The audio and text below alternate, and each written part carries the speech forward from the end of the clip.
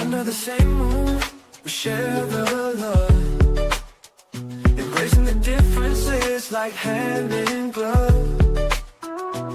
Spreading peace and joy, it's a beautiful sight. Together we shine in each other's light.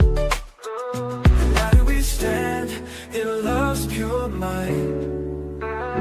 Watching the world share in love and light.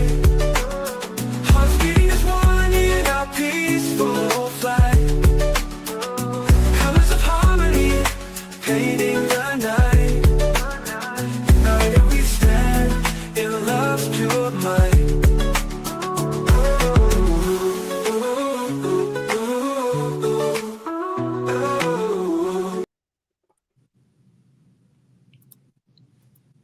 All right. Good evening, everyone. Thank you for tuning in and watching the world. Tonight, we have a very exciting night in store. As you see, we have Calvin Johnson, the criminal defense attorney, already on deck, ready to talk about the Sean Diddy Combs case. Lately, we've been talking about a lot of different subjects, but tonight, we're going to focus on Sean Diddy Combs. As you guys may remember, there were a time when Calvin made a prediction unlike anybody else on the internet. That's why I wanted to have him up top, ready to go, because Calvin is the only one that predicted Sean Diddy Combs' time down to a T. Calvin, how in the hell did you do it? Say, man, I'm just good. I'm good at doing what I do. You know, I try to tell people. I'm not trying to be funny, but I had a whole situation with one of my clients that did something, and I literally told him how he did it, and he was like, "What? How'd you figure that out?" Man, it's just logic. But on the cool, just trying to be honest, I'm a 25-year practicing attorney, man. I've been in federal court several times. I've done this show with you almost since when you started going to the Diddy trial. We went through a lot of stuff. We went through a lot of evidence. I watched everything that was going on. I took that information that you gave me because I've been in federal court so many times. I could guesstimate what I thought was going to happen. And so based on the fact that somebody, I think his attorneys were trying to get 14 months. I'm sorry, y'all. And the state actually wanted to go all the way up to 11 years. I kind of figured out that, hey, I know it's not going to go that far, and I know he wasn't going to get the minimum. Plus, with some of the activities that had happened, some of the stuff that had happened in the background, I kind of knew, based on what I was seeing, that range would probably go anywhere. And I said anywhere from 3.5 to about 5 years of time is what I thought that he was going to get. And then as we talked more, I said probably between 51 and 63 months. We can go back and watch the video. My prediction was between 51 and 63 months. And he actually got 50 months. So I'm basically 1 month off. So one person wanted 14 months. Another person, of course, the state wanted 11 years. So, but with that being said, realistically, looking at the enhancements in those situations, I thought that the legitimate enhancements that I thought the judge that may have been borderline, excuse me, I'm sorry, that were borderline, I thought the judge was going to go ahead and approve those because of the situation that Diddy was in. And so that's kind of how I figured out that 51 to 63 range was where I thought it would be. And he actually gave him 50 months, which was very close. I'm basically 1 month off. Man, that's quite incredible. Can we take a walk down memory lane? I want to show you some video footage of how we took on a lot of fire. A lot of people said you weren't even a real attorney because they didn't think Diddy was going to get 50 months or close to it. Let's go back in time. You said you'd like to see the video, so let's have a go for it. Give me 1 second here. Pull this up properly. I want to make sure everything is good. All right, there we go. All right, so I'm going to play the video and we'll see what happens here. Background. Do you have any other additional issues? They do this whole interview thing and they provide a full report to the court. Typically, the attorneys are there when they do these interviews. Like I go to my defendant's interview when they do them. And then they come up with a big report telling the judge what your background is, what your issues are. If you have a drug problem, they talk about it. And they talk about your work history, your business history, your criminal history. They talk about all of that. And then they look at the point system based off of all of that and determine where you're going to fall. Like I said, most people say 51 to 63 months. And typically that's the range. Okay, so there you have it. You say 51 to 63 months. Okay. That he's going to be looking at. And with the amount of time he's already spent to this point, almost 11 months. And then the fact that you can take a drug program, which Mr. Holmes has some drug issues, you can take 6 months off your sentence. And so when you do that, everything combined, like I said, he's looking to do anywhere between 3 to 4 more years and probably be home. And so that's kind of where he'll probably fall if the judge does not do the sentences consecutively and he does them CC, which is concurrent, which means at the same time. Okay, so Genesis, I'm going to have you take over the next 3 questions, and then you can kick it back to me. Unmute your mic. Yeah. Oh my goodness, I love this question. It's simple. We use data. No, nothing. All right, so I'm going to... Everybody has an opinion about, oh, well, they shouldn't be able to talk about of what he was supposed to get convicted of. Now, a lot of them would say they probably should have charged the assault of Cassie in a way where he can get a conviction for that federally, but it really went across state lines. But a lot of people feel like that should have been something that really, that's what he did more than anything that people are pretty sure about. Melvin, can you see me? Yeah, I can see you, but mute your mic temporarily till you... Well, you got YouTube open. If you got 2 things open, just only have StreamYard open. Okay, you're good now. All right, Sean G, go ahead and rock and roll. You have the floor, Sean. Unmute your mic. Can you hear me? Yes. Hey, Calvin, how many federal cases you did? How many federal cases I've done? I'd say about 20. Okay. Number one, the judge cannot use anything that Puffy was acquitted of in his determination of his sentence. His base offense level is 14. That's where it comes in for prostitution. Okay, Calvin, let's just break here. The defense was asking for 14 months, but the judge did use acquitted conduct. You want to touch on that a little bit? Once again, you got to be careful when you come on here. You let people on here and talk about what they're going to do and what we can't do. Sean G was really wrong here because what did the judge do? He used some of the other relevant conduct to attach to the sentence for the reason why he gave Puffy Combs the times he gave. So first of all, that first contradiction. And that's why you got to be careful. You can't listen to anybody on YouTube just because they went to feds, just because they made decisions in their lives and them feds. Doesn't mean that's somebody to be listening to. Get you a reputable attorney who knows what the hell he's talking about, who's not going on emotion. Don't get me wrong. I have nothing against anybody who's in the feds. I feel bad for anybody who has been incarcerated. The people I have a problem with are those that think because they went to the feds and they come out that they are as knowledgeable as a practicing attorney who's been practicing for 25 years, who knows what the hell they're doing, like me. Those are the guys I have a problem with. And it hurts even more because there are a lot of people that actually listen to somebody like that and then make decisions based off what they're watching. And that's why we have to be careful. Okay, very good. So just so everybody know, because we're sharing the screen to show this video from YouTube, Calvin is a guest, so he's going to echo. That's something, a streamline issue. We just have to endure it. We're going to try to play through all of this, take it off, and then Calvin would not echo. But anyway, let's get back to it. Now, he could get a 4-point enhancement for coercion or fraud if the judge so decides.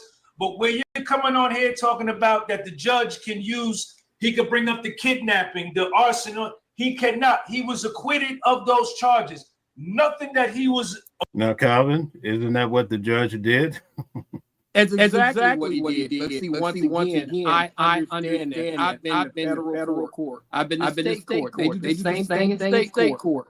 They can use any prior bad acts or convictions. When I say prior bad acts, that can mean something that they consider that was bad. Doesn't have to be a crime. Doesn't have to be a conviction. It could be a crime. See, those are the things that they are able to use. That some of these guys, because they're been institutionalized, and maybe they went to court, and when they went to the feds, they probably felt there was a lot of stuff that was used against them that should have been used. In their minds, they don't want to accept that they can use those prior bad acts. But that person gave you some information that was false and faulty, and you see how the judge did exactly what the attorney said. Not what the ex-con said. Okay, you did exactly what you said. Let's get back to it. Acquitted of can be used in factoring his sentence. This is his first offense. If he does get any time at all, the base offense level at 14 is 15 to 21 months, man. Can I make the? Hold on a second. Y'all coming on these platforms talking about 51 months and 63 months. That's what Maureen Comey is going to ask for. But there is. Just for the people in the audience, Sean Diddy Combs got 50 months. Calvin says 51. All right. Let it speak for itself. There's no basis for her to ask for that other than the fact that she lost. And it's the same way that Mark Agnifilo is going to come in and ask for time served, which is below the guideline range. He's going to ask the judge to do a downward departure. Now, Puffy has zero criminal history. The violent acts, none of that can be factored in to figuring out his sentence. He's got this is his. Okay, let's stop there. That was incorrect as well, because that's what the judge did, right? He factored in. Can DJ Genesis says, do you have YouTube open on your background anywhere? Maybe that's why we're getting an echo. I don't think so. But anyway, you can answer. Go ahead. The whole reason why I became upset because the level of false information that coming through with the person that I'm arguing with, it really was bounding. And this is the problem. I'm a 25-year practicing attorney who's on this platform with you. And somebody does not have the experience, the knowledge, the background, and been in federal court environments on a consistent basis. Told you information about what judge could and could not do. And it was clearly false. And it was clearly erroneous. And that's kind of stuff when you watch these guys coming on these platforms. He said coming on these platforms. I'm talking about people like him coming on that platform. That's what you watch out. Because those guys have an background with the system. They come from a place of anger. They come from a feeling. What I'm doing is not a feeling, it's science. It's based on what Mel let me know how the judge looking and feeling. It's based on the situation. It's based on my experience. It's based on my level. It's based on the fact that I've been in federal court on several occasions. That's why I was able to get so close. I was 1 month off. I want you to think about that for a minute. The range went anywhere 14 months all the way up to 130 something months. And I guess in 1 month. That's why you listen to attorneys. And you don't listen to people on YouTube who are not attorneys coming on trying to give legal advice just because they made a decision to end up federal penitentiary or end up in the past. They're not qualified to give that kind of advice. They can tell you a few things, but not much more than that. Not much more than that. Okay. His first conviction. Y'all got to stop with this, man, with this run. They're not going to run the charges consecutive. If they do anything, they're going to run them concurrent.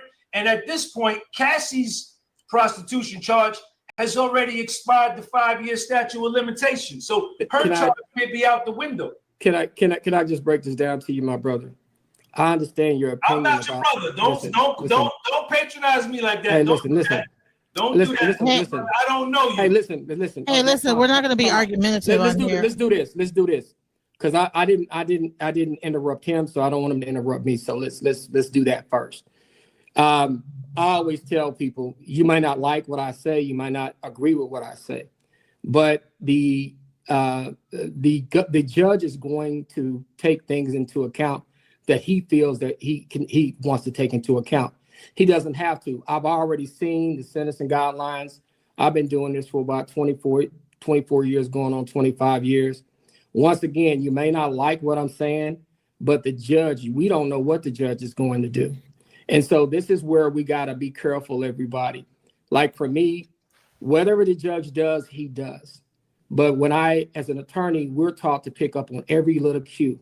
The fact that he did not want to give Mr. Combs bail.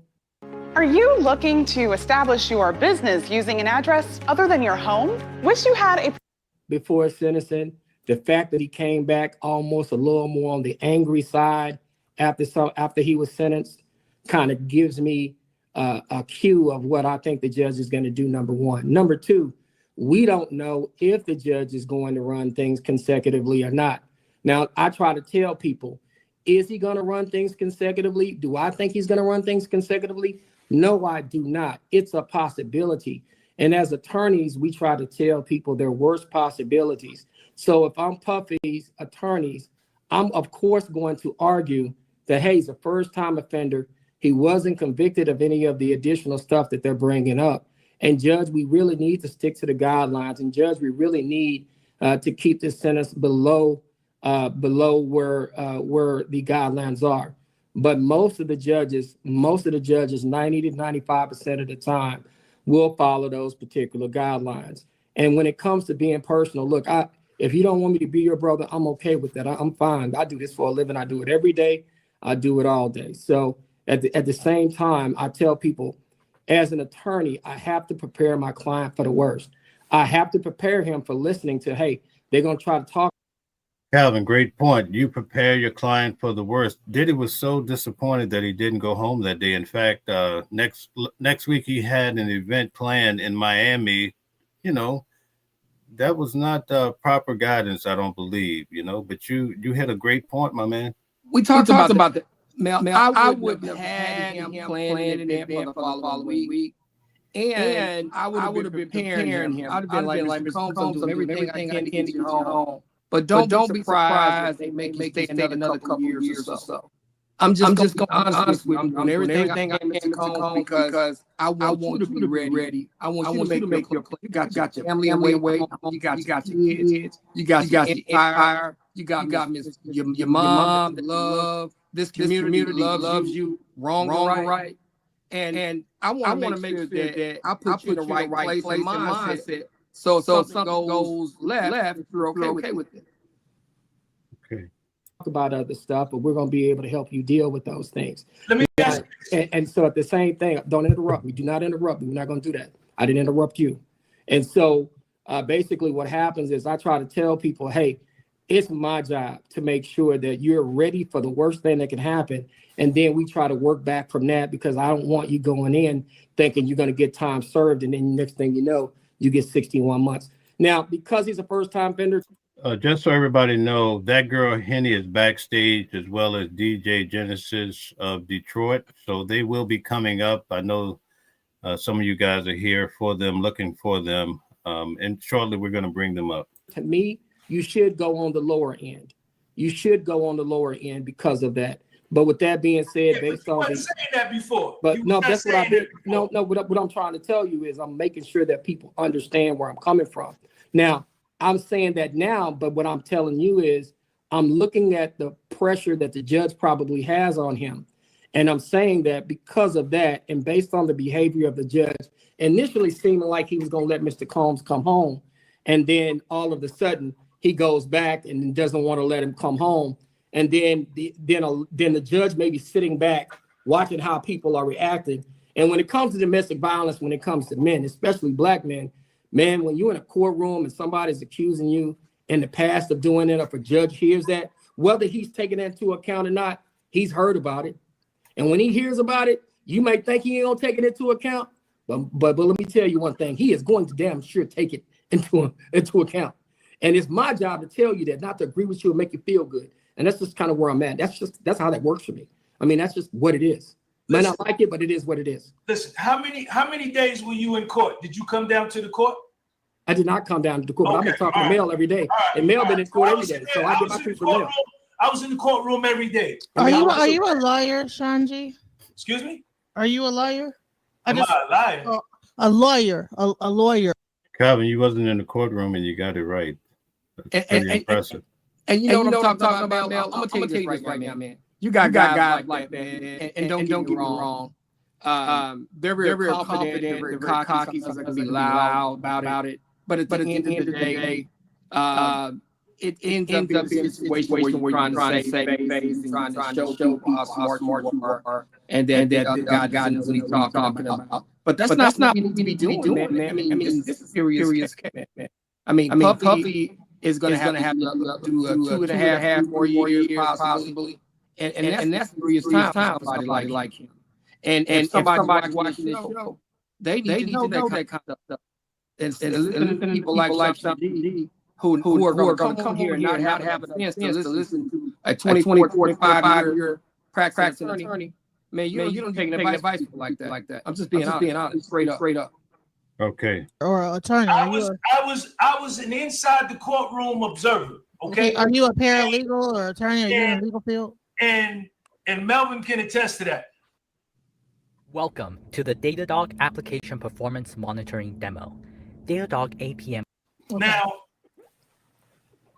he's absolutely correct. Yeah.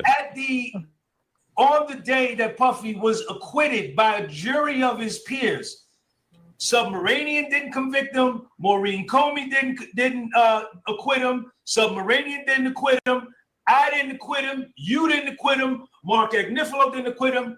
New Yorkers, a jury of his peers, acquitted him and told him, gave him his life back. He was facing death, 30 years to life. They set him free. Judge Submarinian was gonna let him go home that day. Mark Agnifilo stood up and asked him, let him go home, let him be with his family. And Judge Submarinian was gonna let him go until Maureen Comey stood up. Okay, we get the point. I want to move on to the next one. So Sean G went on another guy's channel the following day. I want to show you what they did briefly, but you just have to see it to believe it. I think he's going to run things consecutively. No, I do not. It's a possibility. And as attorneys, we try to. So now they're replaying our video. You see the two of them on the left-hand side. Well, actually, I'm going to go back to 19 minutes. I want you to hear what this gentleman says first. I don't know who Les Brown is. Go look up Les Brown. Amazing. He's like an OG. He's an OG. He's like a OG motivational speaker. He also helps people with business. He helps people with psychology. I coach lawyers, like in their business. Okay, so this guy, he coaches lawyers, Calvin. Keep that in mind. Business, and they're almost never practicing law. I'll say it again, pretty crystal clear. I coach lawyers, like in real life. We have them on our roster, and they're almost never practicing lawyers. They usually, oftentimes, leave their field. And just to put it this way, okay, I'm in real estate. I've been doing real estate since I was 20 years old, since a long time. I've been in real estate over 17 years. Okay. And if I was to go and start talking about real estate in Montana, in a wood house, after being here in New York, like, I don't know how to. Anyway, you get the gist. So we're gonna get down to the grass. I'm here, like, I'm still at the office. You guys can see it. Okay. If I'm here in New York, okay, and all of a sudden I'm trying to talk real estate in Montana, agent knows in that neighborhood, and because you've been through it, because you've already been, you held up the sheet in that video. You held up the sheet saying, I've been through it. So that's as far as I'm going to speak.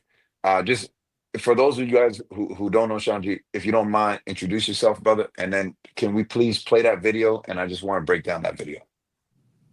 Sean G, Jay, what's up, man? Thanks for having me, man. The podcast was so, man. Like you say, I've been through the federal system. I was indicted on a 28-count indictment for aiding and abetting in the preparation of fraudulent tax returns. So I did 16 months in the feds, and I talked to people that had 30-year sentences all the way down to 6-month sentences. So I know how the sentencing thing goes.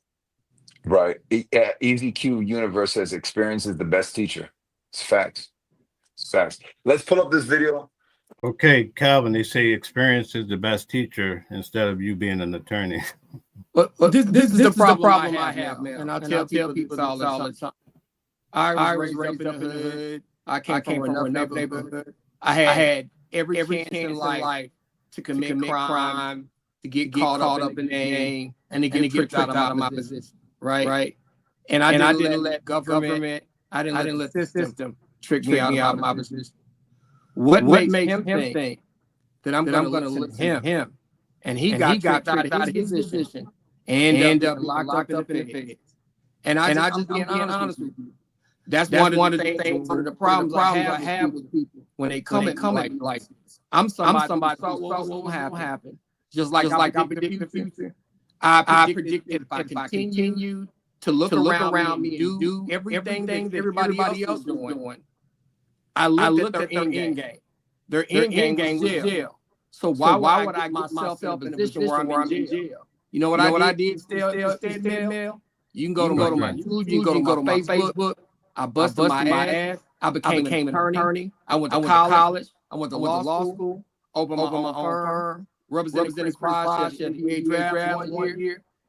Start practicing criminal straight out the gate. And I'm doing what I'm doing now. Are you gonna listen to me? Or are you gonna listen to somebody that got kicked out of the position? That doesn't practice law and does not know what they're doing. And this other guy talking about he coaches lawyers. Any lawyer that would allow a guy like to coach them, we don't need coaching from non-lawyers. I mean, what lawyer would let a non-lawyer coach them? One of the key of doing what we do, we don't let non-lawyers tell us what to do when it comes to legal stuff. That's a non-starter for me. If a non-lawyer tries to come in a legal situation and try to tell me what I need to do legally, we automatically are going to separate. Okay, all right. This video was enraging both C and I, and that's why you and I spoke earlier today about it. Let's pull up this video and let's play like 1 minute, 2 minutes of it. You have the floor, Sean. Unmute your mic. No. Yes. No, skip to this guy. Yeah, skip to him. Because we already know Sean G, what he was saying. I don't want to take up a lot of his time. We already know what he was saying. And if you guys don't know what he was saying, you guys can go and look at the video. And I'm sure Sean G will clear anything up. But skip to when this guy was speaking. Before sentencing, the fact that he came back almost a little more on the angry side after he was sentenced kind of gives me a cue of what I think the judge is going to do, number one. Number two, we don't know if the judge is going to run things consecutively or not. Now, I try to tell people, is he going to run things consecutively? Do I think he's going to run things consecutively? No, I do not. It's a possibility. And as attorneys, we try to tell people their worst possibilities. So if I'm Puffy's attorneys. So for those that are just coming in, a lot of people are coming in now, which I imagine would happen. Calvin had predicted, right, as a 25-year attorney, he predicted that Sean Diddy Combs would serve somewhere around 51 months, right? It actually came true because I was in court on Friday. The judge gave Diddy 50 months. So these guys here, you'll see, this is what they were promoting after Calvin and I had a show about 2 months ago. So we're going back through it to show what was said versus what a real attorney was able to predict. I'm, of course, going to argue that, hey, he's a first-time offender. Pause that, he wasn't convicted of any of the... Hey, podcast was so. Am I right in saying that he is flip-flopping right now. Because before this, he was saying, oh, this is what it's 51 months and so on and so forth. And now he's saying, oh, I'm only saying this because I'm a defense attorney and I have to tell my defense clients the worst case scenario. But he wasn't saying that before. Is that correct? I can't remember, Jay, but what rubbed me the wrong way about this video is that, you know, I just didn't, you know, he was saying, I think he said something like he knew what the judge was thinking, or,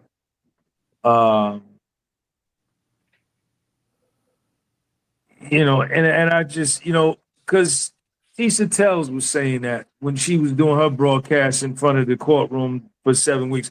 Oh, the jury feels this way. Puffy feels this way. How do you know? How do you know?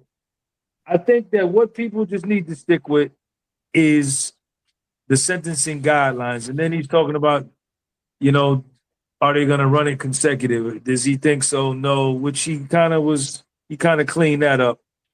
But, you know, when he started talking that 51 months and 63 months, that I didn't appreciate that. And that's. Hey, Calvin, you think he appreciated now? I think he does. Listen, one thing I want you is listen. They got it. I got it. Point blank. And a lot of it is because this refused to listen. Based on my experience. That's what it comes down to. Okay. That's the furthest thing from the truth, because that's not nowhere. Shop bestsellers at Ashley, where no matter what your holiday traditions are, you're always at home. Whether you're rearranging. That's like a level 24 on the sentencing guidelines chart, and there's no way Puff is going to end up near a level 24. So just so you guys know, on Friday, Sean Diddy Combs was at a level 27, right? And that's what they were just saying. There's no way he's going to get to a 24. Calvin? Man, let me tell you what you can do, man. Take that video down. We can talk about what they said, because we know what they said. We got to. I got to echo. I want to echo. All right, so there you have it. Listen, everyone, I want y'all to pay attention. You had somebody tell you that there's no way he was going to get it at a level 24. He ended up at a level 27. He literally got 50 months. I predicted 51 to 63 months.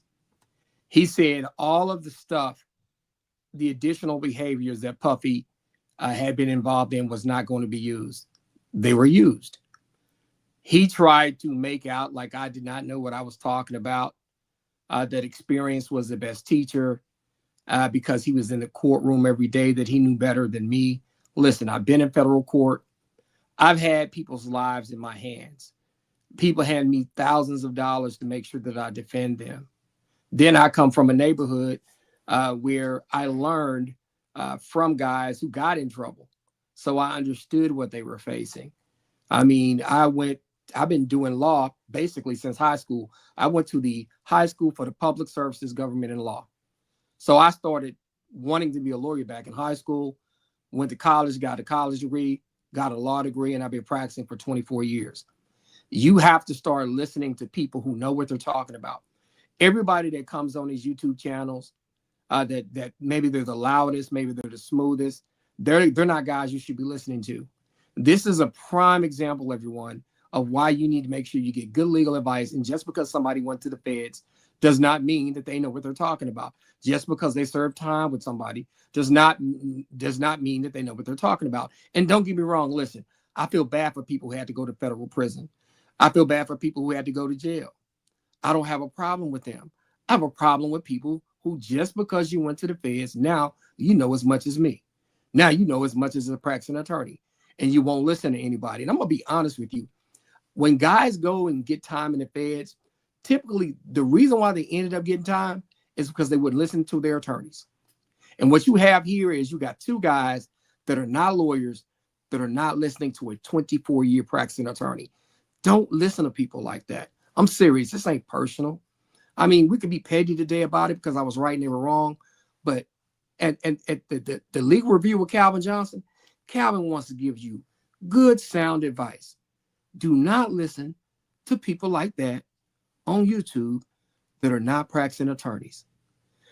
Out of all that time, think about this, 14 months all the way up to 130 something months. And I was within 1 month of guessing that sentence right. The reason why I was within 1 month of guessing that sentence right, because I'm an attorney, number one, but number two, I'm just good. I'm good at what I do. I love it. I breathe it. I live it.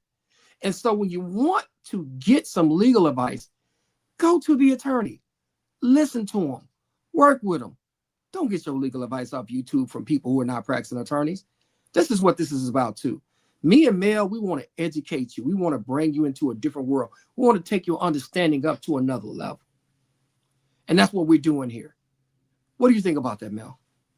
Yeah, the gentleman that I don't know his name. I saw him around the courthouse a few times, but he's a real estate attorney, self-help motivator, expert. He teaches attorneys around the country, I guess, something like that. But anyway, he said something like he represented himself. I believe when I saw the video, somebody sent it to me. He represented himself one time, I believe when he was 19 or something, and now he felt like he knew better than attorneys. So he was advising, allegedly, I think he was advising not to listen to attorneys. I guess you could represent yourself. I couldn't quite figure out the angle. Talk to us. Man, some people have beef with attorneys because sometimes they don't like what we're going to tell them. And I give you an example. If you look at Sean G, he's definitely pro Puffy. Don't get me wrong. I wish the best for Mr. Combs. I have nothing against him. I have a lot of respect for him for what he's done for us in the music industry and as a culture. But at the same time, I have to put that to the side and be real. I have to make sure that just because I'm in my feelings, that I don't let the knowledge that I have go past people. I need to give that knowledge to people, right? And so you got some people just because they feel a certain way about Puffy, and maybe because they had a situation where they felt like that they were done wrong, and they have a mindset of, I shouldn't get more time than I got. So maybe his experience in being in the feds, he probably felt like he got too much time, and they used stuff that they probably shouldn't have used. And sometimes when we go through those traumas, we'll try to put that onto our thinking. And I think that's kind of what happened with him, as opposed to sitting down and really listening to a real attorney lay it out for you. Like I said before, I said 51 to 63 months. He got 50. Nobody else on the internet got that close that I know of. And it's because I know what I'm doing. And when you know what you're doing, get you an attorney who knows what he's doing and listen to him. That's the first thing I want everybody to gain from this. This is Legal Review with Calvin Johnson and Mel Smith. Get you an attorney you trust. If you trust that attorney, man, listen to him. And like I said before, I tell people, and it's nothing against somebody going to the feds and you asking them for a little bit of legal advice about what they should do or what their experiences were. I'm not downing anybody for going to seek advice from those people. But when you sit down with an attorney that you trust and you're real with, you listen to that person first, because he's going to tell you the truth. Other people will tell you about how they felt about what they went through. I'm going to give you the A, B, C, D, and E's and 1, 2, 3s so you can know what to expect, because that's my job. You know, that day I was in court for the sentencing on Friday, and Diddy was very disappointed that he wasn't going home, which any of us would be. But the key thing that I take away from this, that an attorney like you would have set him up for the right expectation, not on this 14-month or this 18-month, and you're going to go home with time served, and next week you're going to be in Miami teaching a class. You set people up for failure when you operate that way. Now, a lot of people don't have the heart to tell you the truth, but I appreciate people like you who have the wisdom. And not only that, they tell you the truth and say, look, you might be looking at 50 months. You're going to sit back for some time, but do your time, and you'll be out in this amount of time. You see what I'm saying? Yeah, and Mel, I literally said those words in my video, the same video that we're playing. Yeah. I said, I have to manage my clients' expectations because Mr. Combs has a family, he has a mother, he has businesses he's running, he's a mogul. I want to make sure that he understands, hey, Mr. Combs, I'm going to try to get you home. I'm going to do everything I can do. But more than likely, there's a 60, 70, 80% chance that this is probably going to happen. And because we have to get ready for that, hey, don't make plans to go speak in an event after you get out, because then if the judge finds out about that, if the state finds out about that, they'll bring that up and they'll make the judge think that you're not taking it serious. And then it's going to create a situation where the judge maybe not wasn't even going to give you the 50 months. Maybe he's going to give you less. But when he sees stuff like this, he's thinking like, oh, you're just glazing over. You don't understand the seriousness of what you did. And so I try to make sure that I manage my clients, I manage their expectations. And when we're getting ready to go to sentencing, I keep everything tight. I'm not going to let some new person come in, set a meeting up after he gets out. We're not doing any of that. I would have made sure that Mr. Combs had the right mindset, and I would have managed his expectations properly.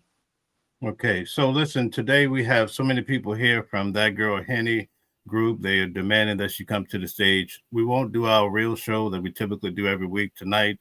Tomorrow we'll come back and actually go through and break down the whole Friday event and have you get into that. Today we're just going to address the trial as a whole because That Girl Henny was there in court with me most of the time. Let's welcome her to the stage. That Girl Henny, welcome to the building.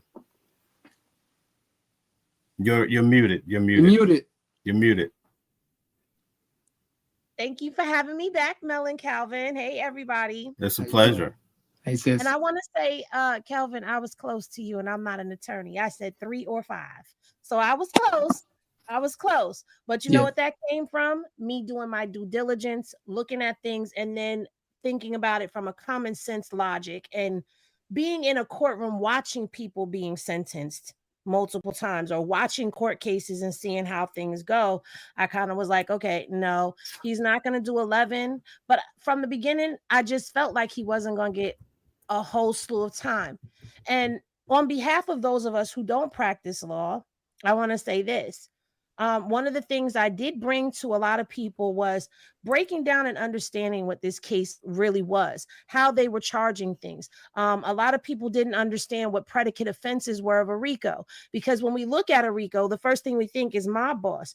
Well, that's evolved because it's gone into gangs, it's gone into rap, so it's trying to understand where they're going with things. So I focused more on that while I was at the trial to see how the government was building their case and tried to educate people as I was educating myself, because that's key. I was also pulling from Cornell law and putting it on the screen and showing people this is what they're saying by law this is, because I personally, even though I cover court docs and things of that nature, never want to give misinformation out to people that's harmful intentionally.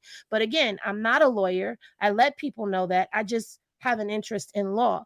And I want to commend you because you did a very good job at educating us on things, how this court case would go. And I do agree with you that I don't think his lawyers, while they're great lawyers, don't get me wrong, they're great. I don't think they did a service to him. I think they did a disservice, because to me, sitting in that courtroom, it seemed like Diddy was running the lawyers. So I don't know. I just feel like they should have prepared him a little bit better instead of selling a fantasy. But you know what? I think that's the thing that I would have sat down with Mr. Combs and said. I said, hey, look, if you go to a doctor and he tells you he has cancer and you got to take this pill, you take the pill. And what I would tell him is, hey, listen, you got to trust me. I don't want to represent clients who don't trust me.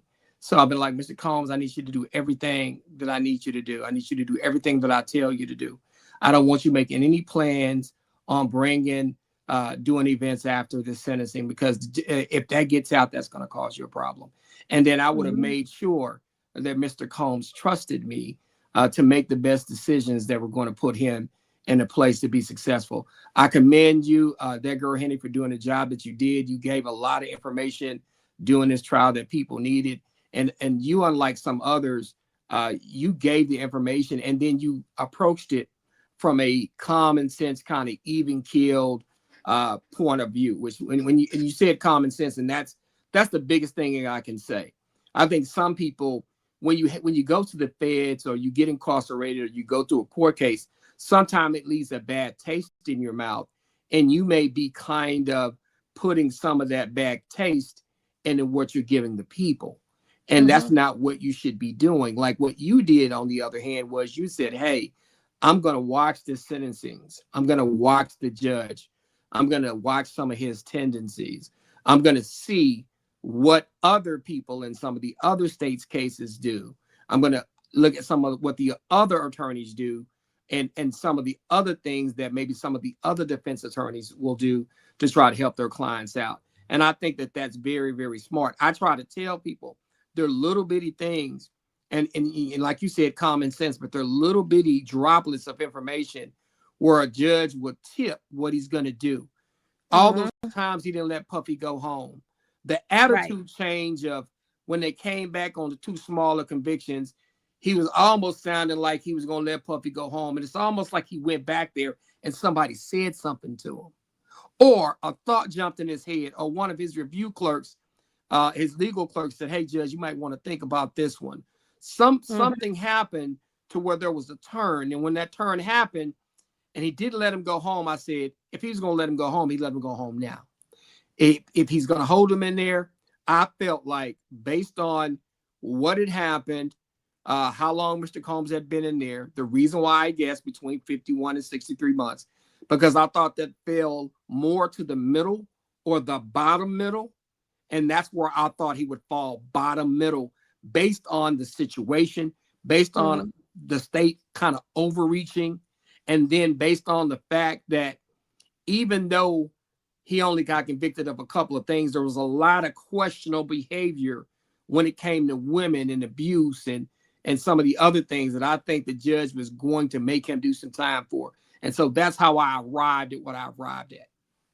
And let me say this, when it came down to people saying, oh, well, the domestic violence, this isn't a domestic violence case. One of the things that I started having people say in my chat was at the end of domestic is what? Violence. And what did the judge keep talking about? The preponderance of violence.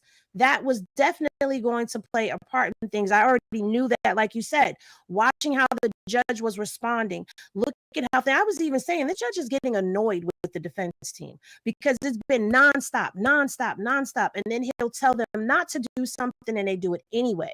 Like, don't argue cases, just send me your cases that represent what you're asking for. So I could see there was like an annoyance that I could feel coming.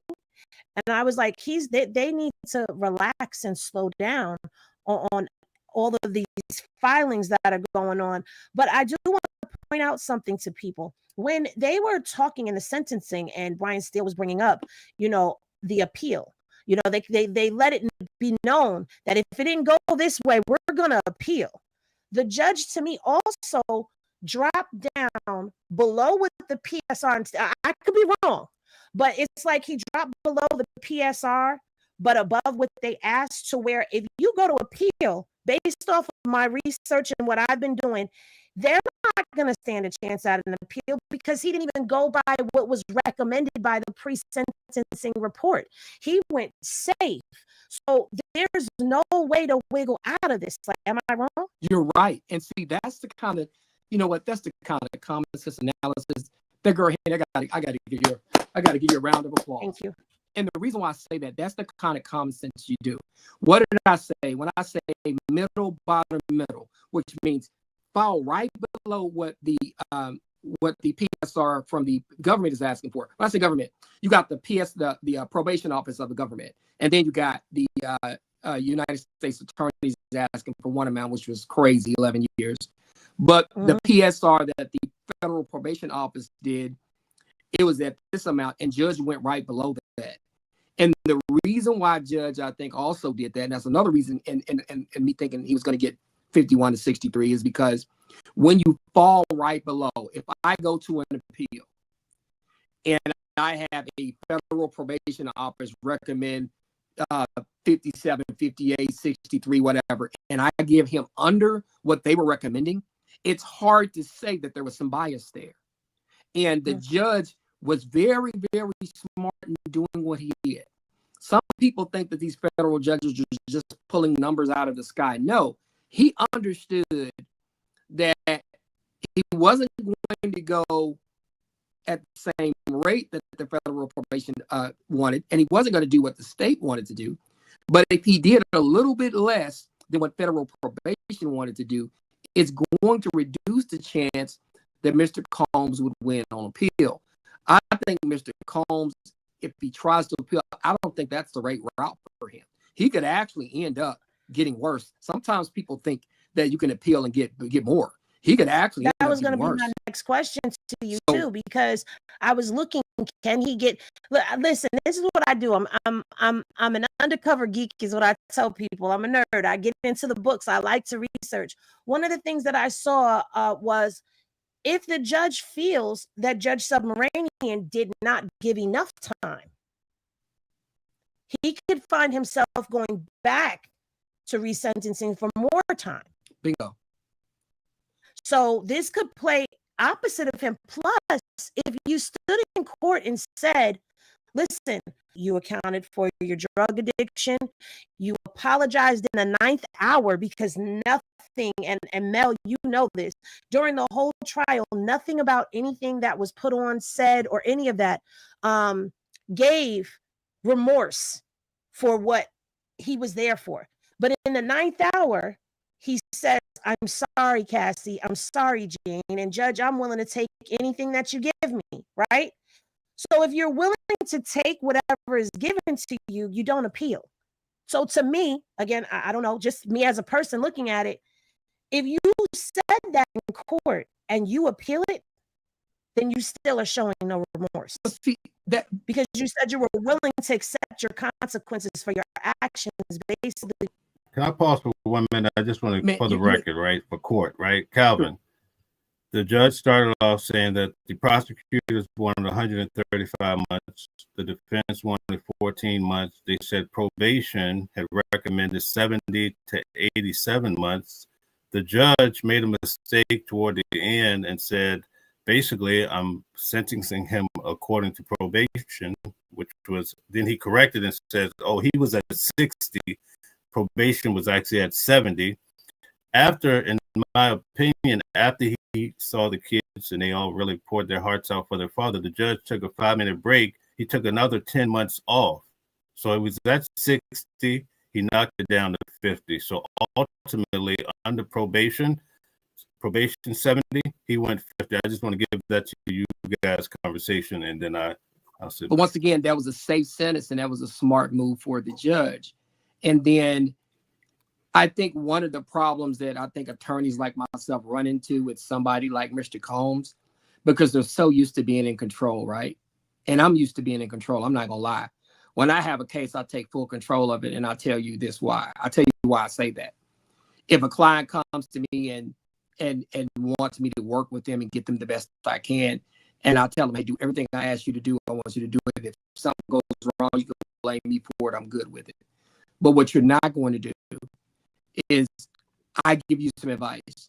I tell you to go right, you go left. If it goes bad, you get mad at me. That's not going to happen, because you're going to take ownership of it. And so what I would have told Mr. Combs is, hey, when you are speaking, you need to make sure you apologize first. The apologies need to come, not just from your mouth. Anybody who speaks on your behalf needs to be apologizing. You need to be apologizing from the rip. You definitely need to be talking about making amends to those people. Don't talk about yourself. Talk about them more and how you want to make it right with them. And see, the problem is when you have somebody like Mr. Combs, he's not really used to doing that. And so what you do is you work with him on that, because subconsciously he's going to do what he's been doing, which is talk about himself. He's a promoter. Mm-hmm. He's a promoter. He's made things out of thin air to make happen. How do you think he made Biggie? I mean, when we looked at the first Biggie Small video, we thought Biggie was rich, was living in a mansion.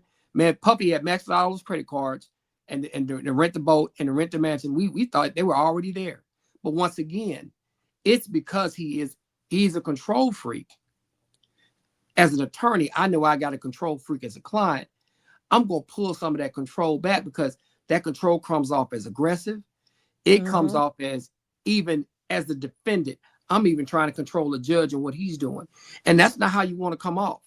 You want to come off as very humble, concessionary, And you want to come off as, hey, judge, you got control of my life. I understand it. Please have mercy on me, my kids, my family, and I'm sorry for what I did to whoever. You got to come off like that. Anything else that you come off as and what you're gonna do and all this other stuff, that's not the right tone and strike. So I think that ultimately some of the right tones got strike, but they could have prepared him a little bit better in my estimation. Let me ask you something, Kelvin. As a defense attorney, would you have ever in a situation like this gone into the courtroom and victim blamed? Like No. how we've seen they wanted it. They're not victims. And even that letter to respond to Mia, when I was reading it, I said, whoa, this is disrespectful and unprofessional. This sounds like something I would write if I was mad at somebody. But do you think that type of language and tone, do you think that played a part in some of this case as well with the judge? I think a little. I think it did some. I think you have to do it a little bit in terms of they were kind of in some of the situations, they were kind of allowing themselves to be in some of it. But you don't want to really talk about that much. You really want to admit to your mistake and move on from it. You don't want to victim blame, because if you do that, then it can really come off as arrogant, right? It can really come off as, hey, I don't understand. I don't really get what I did. I really don't understand how I hurt people. And so you don't want to come off as that, because you can come off a little arrogant. I wouldn't have done much of that.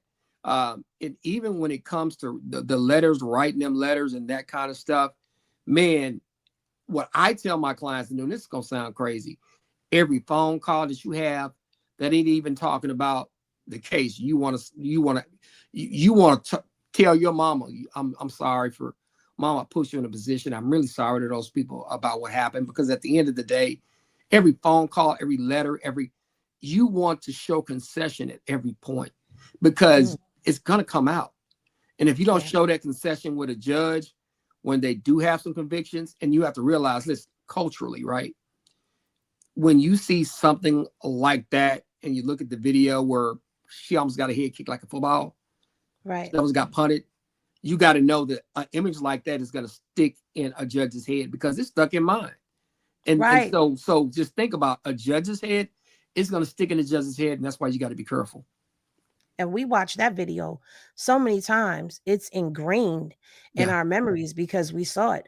How do you think that'll play with a judge if they go for appeal on the tone of how, the victim blaming and all of that? How, even in the sentencing, Mel, am I correct? Because I wasn't in the courtroom for the sentencing. So I was reading the Inner City Press, which I already know is not a full transcript. I do have the full transcript and I started reading it, but today is my day of rest. So I don't really do too much on Sundays. Wasn't there a point where it was brought up in court again about the victims? They were willing and the tone of all of that? Go ahead, Mel. Go ahead. Yeah, it was brought up in court. I think a lot of people kind of sighed at it to hear that develop. But again, the judge kind of factored that all in. Toward the end, the judge says, listen, the defense is trying to turn this into a love and rock and roll or what have you type of scenario, but it's far from it.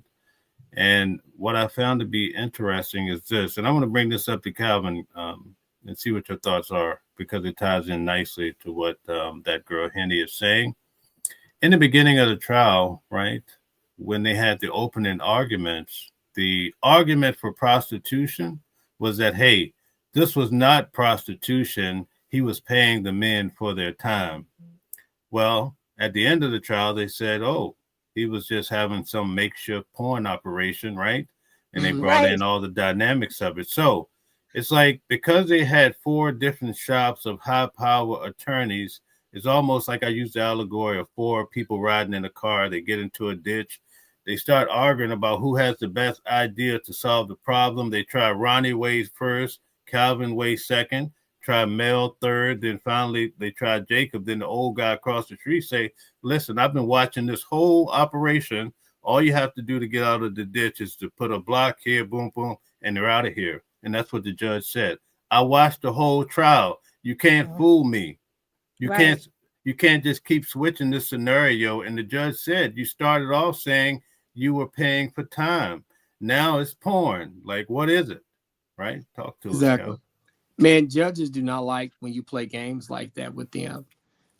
It's almost like you insult their intelligence, because what you have to realize too as lawyers, when you tell somebody something in the beginning, you need to be telling them the same thing in the end, because then you lose your credibility, right?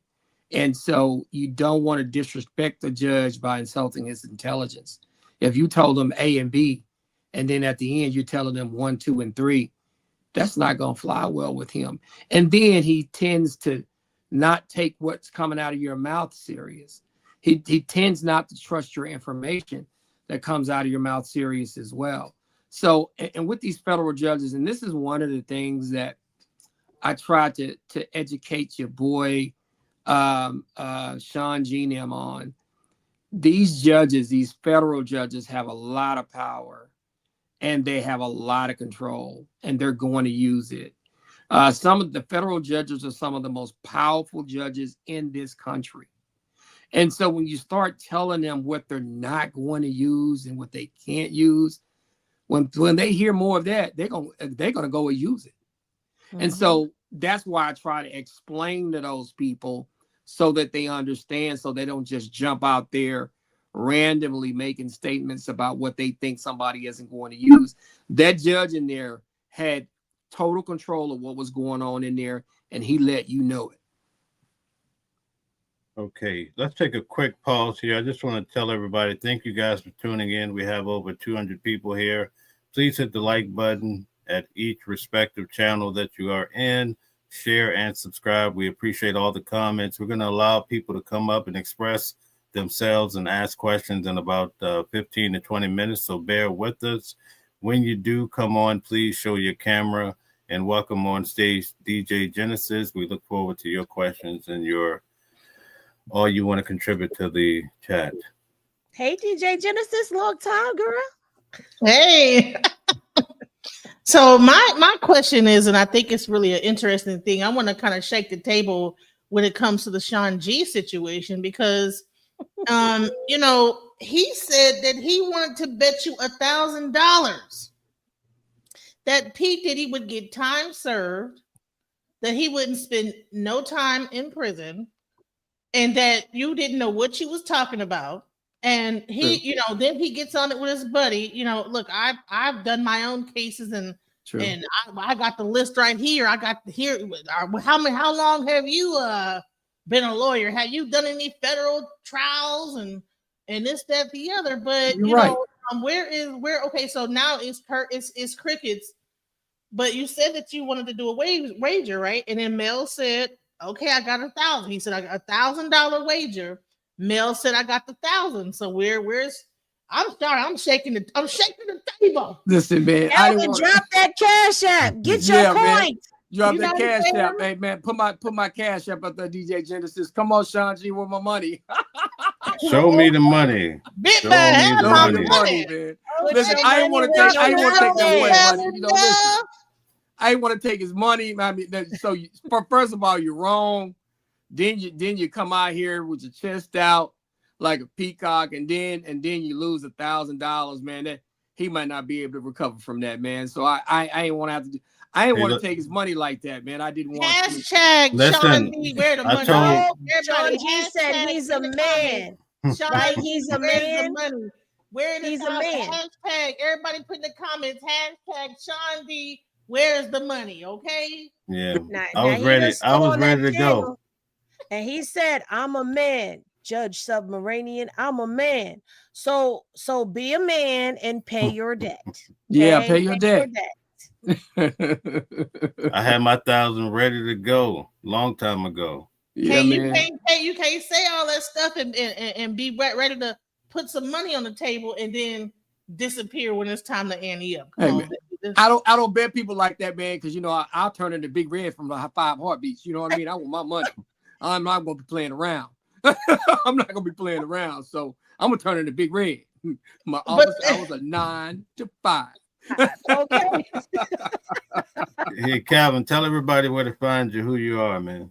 Man, my name is Attorney Calvin E. Johnson. I'm a 24-year practicing attorney out of Dallas, Texas. I've done local, state, and federal criminal defense. I've had my own law firm for the last 24 years. I represented Chris Bosh at one of the NBA drafts. I ran Chris Bosh Foundation for a while. Former city council candidate here in Dallas, Texas. I graduated from the High School for Public Services, Government and Law in Dallas, Texas. I hold a political science and history degree from Howard Payne University in Brownwood, Texas, and a law degree from St. Mary's University School of Law, in San Antonio, Texas. So that's me. That's where I'm from. I'm from Dallas, Texas, from the notorious Bonton and Dixon Circle communities, who are two of the toughest communities in the city. God has blessed me with a huge rise, and I'm so thankful to be on this channel and be amongst Mel, DJ Genesis, and that girl Henny to talk about stuff tonight. I've come a long way. It's been a long journey. Dues paid. 8 Ball and 8 MJG. But you don't know nothing about New York law. Come You don't know nothing about New York law. You know that song, Dues Paid? You don't know nothing about New York, so why you gonna try to come here and tell what's gonna happen? Hey, listen, Big Daddy Kane is my favorite rapper of all time. I tell people that all the time. I posted a picture here recently. I used to have the high top fade. I know I ain't got no hair now, but I had the cane cut with the parts in high school. Telling your age now, talking about Big Daddy. Exactly. Bill better have my money. Let me ask you something off topic. Something I've been muddling around in my head with. I'm an older woman. I ain't in my 20s or my 30s. Okay, but I think I did miss what I love, because I've always loved like murder programs, court cases, even though sometimes it's like watching paint dry. Yeah. I've been thinking about going back to school for paralegal studies, but I don't know about an attorney because I feel like I'm too old to start practicing law. You're never too old. If you have a passion for it, you never know where that life is going to lead you. I'm unlike most people. At 7 years old, I knew I wanted to be an attorney. And some people go like, what? At 7 years old, I knew I wanted to be an attorney. And for me, this journey wasn't a matter of if, it was only a matter of when. I mean, I went at it hard. And to come where I come from, and I tell people this all the time, I come from two of the poorest neighborhoods in Dallas, Texas. My parents didn't have a lot of money. My grandparents worked hard. My grandfather worked at a factory. My mom cleaned hospital rooms at Presbyterian Hospital in a mental ward. And then worked a night job, clean office buildings at night. So I made it out of that, but I had a passion for being an attorney. I was told to apply for the high school that I went to. I went to that high school, and it just piqued my interest even more. And if you have a true feeling that you want to be involved in the legal area, go to paralegal school, consider going to law school, because I can tell that you went to a trial, you were educated enough to understand some things, right? And you were able to use your common sense to dissect some things. And I think that would be a huge advantage for somebody to have somebody like yourself on their team. And then in addition to that, you have you love it. You have a feeling for it. You have a passion for it. I can tell you got a passion for it. Anybody that sat through that trial day, week in, week out, for month after month after month, you got that kind of dedication. Hey, just use that dedication to do what you want to do. That's what you're supposed to be doing. If you can do what you just did, come on, man. You got to make that up. You got to try to make that an opportunity for yourself. I just have one last question. I'm gonna drop down and let you guys talk, because you guys got the details on the deets and the deets and the deets. I just want to come up here and be messy. I know you're about to go there. So, anyways, I'm just gonna say one last thing. So, do you think that the new prosecutor, because the Maureen Comey was taken off the case, do you think that this new prosecutor came in with a fervor? Because everybody was saying that he was a weak prosecutor and this, that, the other. Do you think that he came in like, I'm trying to prove something? Because and do you think that Maureen Comey was probably bought out, like they were trying to say that she was not being as tough as she could have been, and that they brought this new prosecutor in to be tougher than she was? Well, I think sometimes when you have a loss, like they considered that a loss for the government very rarely loses a case, loses on convictions. I mean, because they have more resources typically, right?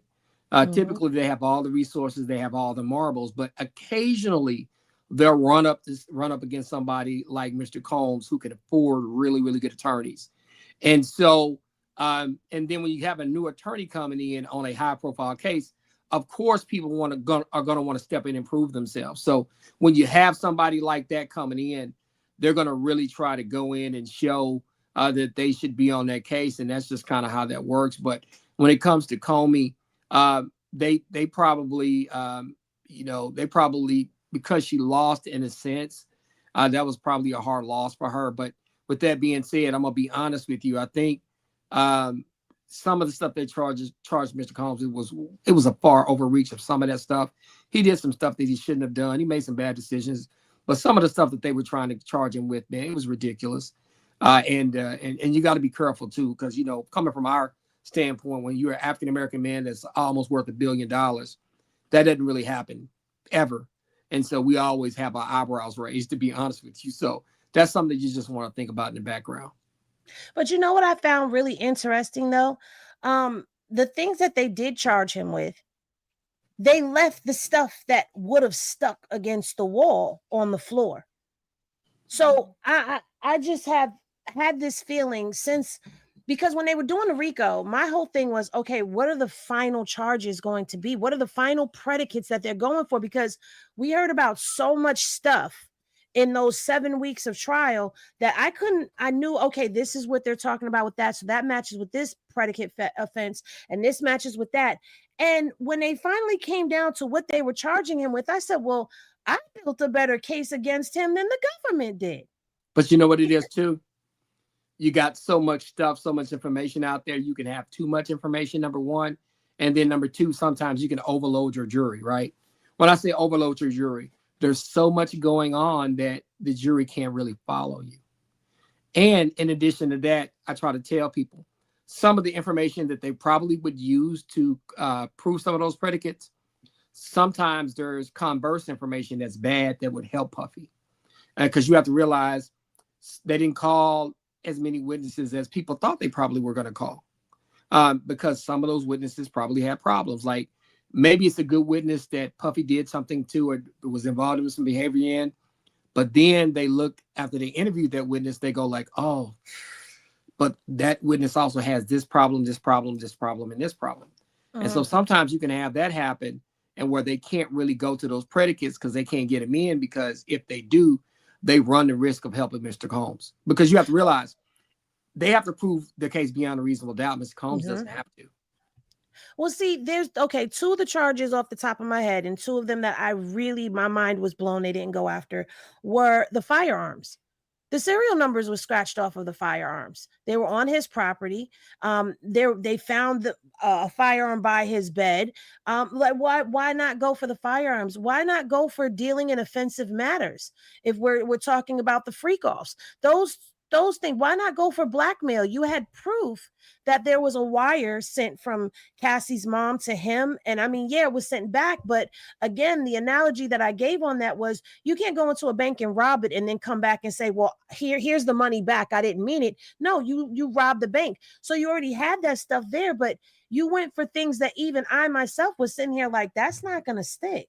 That I felt like they just built this RICO and was banking on, and I hate to say this, it was an all-woman government team, right? And it felt very Me Too-ish. I can admit that now. I didn't want to say that during the trial because they harped on it. And the reason I say it felt Me Too-ish is because I felt like they banked everything on the Mann Act and the trafficking charges, because they were also predicates in the RICO. So therefore, you have the evidence. And to me, the evidence for the RICO and the Mann Act, I mean, the trafficking and the Mann Act, they kind of were intertwined and went hand in hand. So when the jury came back and said no trafficking, I said, oh no, what they're saying is no RICO, because the trafficking was there. If you found the Mann Act, you found the trafficking. So it just kind of made me feel like, did you really want him? You know what I'm gonna tell y'all? And I'm glad you said something. You finna touch on something that might make some people mad. When you said it felt like a bunch of Me Too going on. And what I'm trying to tell people, and I've tried to tell people politically, me and Mel talk politically too, the attitude toward that kind of stuff, I think in America has changed some. And it's not in a way that most people will look at. Like me, look, I have a daughter. I don't want anything to happen to a woman that shouldn't happen to a woman, right? But everybody has to realize that when you accuse a man of something, that man also has a mother. When I say that man has a mother, I want you to think about this, right? Just like you don't want something done to your daughter, you don't want your son to be overcharged. Right. You don't want your son to be put in a position, because sometimes as a woman, you might know what other women will do sometimes in terms of creating situations to put people in because you're a woman, and you're also factoring that in. And now your mama bear kick in and you're saying, wait a minute, that's not what we should be doing to people. And then you have to realize this too. If I'm a man on a jury and then I got lawyers coming off very Me Too-ish, a lot of men, they haven't said this, but they don't like some of that Me Too-ish stuff that has happened. And they're not going for it. A lot of them won't say it out loud, but I'll say it out now. I've been around people that say, nah, man, you know that girl, you know that woman did A, B, and C. You know she was okay with it doing A, B, and C. And I'm telling you, I'm not saying that that's the attitude that I took, but that's an attitude that I see that's out there. And I think in America right now, that Me Too stuff isn't the end all be all, because I try to tell people, just like you don't want something to happen to your daughter, there's a mother out there that don't want their son to get railroaded. And so we have to start thinking about that as men and as women. Yeah, I agree. And, you know, that was something that I was looking at with the majority male jury. And I was, you know, and again, when the trial is going on, I tried my best to keep my opinions and my personal thoughts out of it and stick to, well, this is what I see. This is what I think is happening based off of this. Now that the trial is over, I can kind of say some of the things that I felt, because it's done. It's over with. He's sentenced. That's it. And that was just one of the things that, again, once it came down, what the jury was going back to deliberate, I said, okay, I see where you're going with this. All right. And because from the jump, I was saying they're going to get him for the Mann Act. They're going to get him for the trafficking because it's there. And then especially after we saw the evidence of the text messages, you know, oh, I'll get the entertainment. You get the entertainment. I'll get the room. And then we see the plane tickets, the hotel room. We see everybody moving. We could see the moving pieces on paper and who was paying for it and how it was being paid for. And even with that, I was looking, well, why weren't there any type of anything on the business? No taxes, no none of that. I mean, he was using business funds to pay his Amex card that was funding this lifestyle. So where is that? So it raised my eyebrow a lot at what were we really looking at with this RICO, but it didn't take away from what I heard and what I saw in the case. And I want to be very clear with that, because a lot of people felt like, oh, she just wants to see him locked up. No, I sat in that courtroom. I saw a lot of this stuff. I heard, I read for myself in that courtroom a lot of things. I watched these witnesses testify. I watched body language. I listened to fluctuation in tones, and I did all of that. So I was able to make an educated guess or hypothesis rather on what was going on. And I can't walk away from, just because this is over here, I can't walk away from all of that over there when it plays into his character. It plays into a pattern of behavior. And I knew all of that stuff. Not only that, I told people, while people keep trying to say between Cassie and Jane, there was a gap. To the public, there was a gap. But the evidence that the judge got to see and read that we didn't was Gina and how she bridged everything together. Chef Jordan and how that all came together. He got to weigh that evidence in when making his decision. So for him, there is no statute of limitation. And people don't realize this. When you're talking about a pattern of behavior that spanned decades and you have victims and witnesses that can account for this, there's no statute for that now, because it's creating a picture. And with the picture that we saw, I'm glad that the judge said, no, your voices were heard, and this is what we're giving him. I'm glad he did that. Exactly. But the RICO, I was very flabbergasted by what they were doing there. And see, that's the thing. And then the other part of you have to realize is there is a anti-government bias going on in America right now. People don't trust the government. I mean, a lot of, and sometimes you think from the left there's an anti-government bias. There's anti-government bias from the right too. There's a lot of the MAGA folks that go like, man, the government doing this and they setting folks up, and I'm not going to be down with just rubber stamping everything that they're trying to do. And so when you have those particular situations, you know, a jury can go in and say, hey, we're not going to allow y'all to just rubber stamp all of this stuff and to have that happen. We're not going to do that. And so we also have to take that into account, the mindset of the public, the jury pool, and what they're going to do. Okay, so Calvin, I just want to hit on one point here. I want to see what your thoughts are in regards to the future, right? One of the things the judge pointed out right at the outset when he was going through the acquitted conduct, maybe you could expound on that, but he made a clear point that even though he was acquitted of the charges, right, he wasn't acquitted per se of all the conduct. The conduct still could be used, not the charges. What are your thoughts on that? And see, what I try to explain to people is that prior bad act situation, right? And when we talk about prior bad acts and behaviors, that's the biggest argument that I had with Sean G. and I had with the other guy that was on there with him, saying what they can use and what they can't use. And I tried to explain to them. And just like you said, that girl, Handy, the situation with the chef, and all of the stuff with Gina and some of the other stuff, that's considered a prior bad act. That's considered a prior bad behavior. And they can use those things. It doesn't have to be something that's like a crime. It can be an act or a pattern or behavior. Those judges, like I said before, they can use a lot of leeway when they hear all of this evidence, and they're going to take everything into account. I think when you have people that come on the internet and tell you that they can't take it into account, I think that's foolish, because they're going to. We're all humans. You can't hear that somebody kicked somebody here like a football and you're going to just, I'm going to forget about that and I'm not going to use it in the sentencing. Of course you are. But you're human, and your job is to judge people. And when you see things like that, you're going to use that to judge people. So we should be honest about that, and we got to open our eyes to what's going on when it comes to just people in general.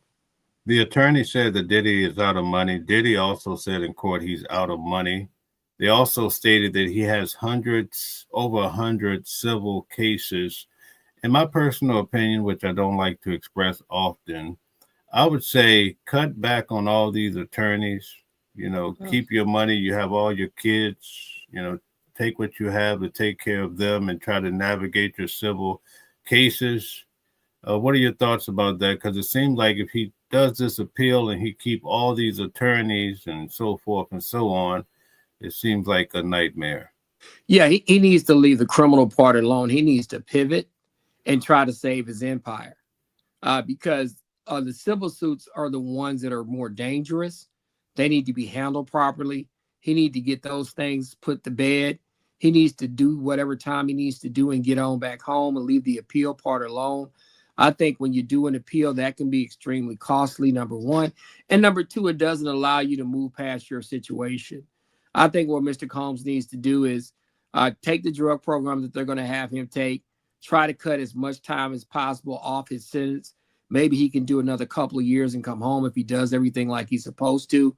And then when he comes home, then he needs to just get back in the saddle and do what he needs to do. I think the more that he tries to appeal it and the more he tries to fight that kind of stuff, we shouldn't be doing that. Let's not do that, right? Let's not do that at all. I think he needs to corral his resources, figure out what he can in his empire that he can save. What is he making money doing? And try to use whatever that is to try to get where he needs to be. Calvin, do you think there should be some reform? And then I'm going to give it back to you, Henny, okay? Do you think there should be... No, it's okay. I want to hear you rock out. Do you think there should be some reform when it comes to being able to use acquitted conduct? I don't, in a sense, because you're getting a picture of a person, right? And I think that when you're determining as a judge what you're going to do, how you're going to even police that, number one. Number two, you're looking at a person and their conduct to determine whether they've learned, whether they will offend again, whether they'll offend in the future, and did they learn anything from what they've done. And I think that you gotta take a snapshot of their past to determine what you think they're going to do. Because one of the things that you want to do as a federal judge is you want to give somebody a sentence enough to make sure that they understand that they have been punished. You want to protect the public from it happening again. And you want to do enough to get the person's attention to hope that they decide that they're not going to continue in the behaviors that cause them to be in the situation that they're in. So I don't think that you can reform when it comes to that. I think what you've done is what you've done. It's not always what you're charged with. So if they're going to bring up the good things that you did do, they're also going to bring up the bad things that you did. And I think it's all fair game.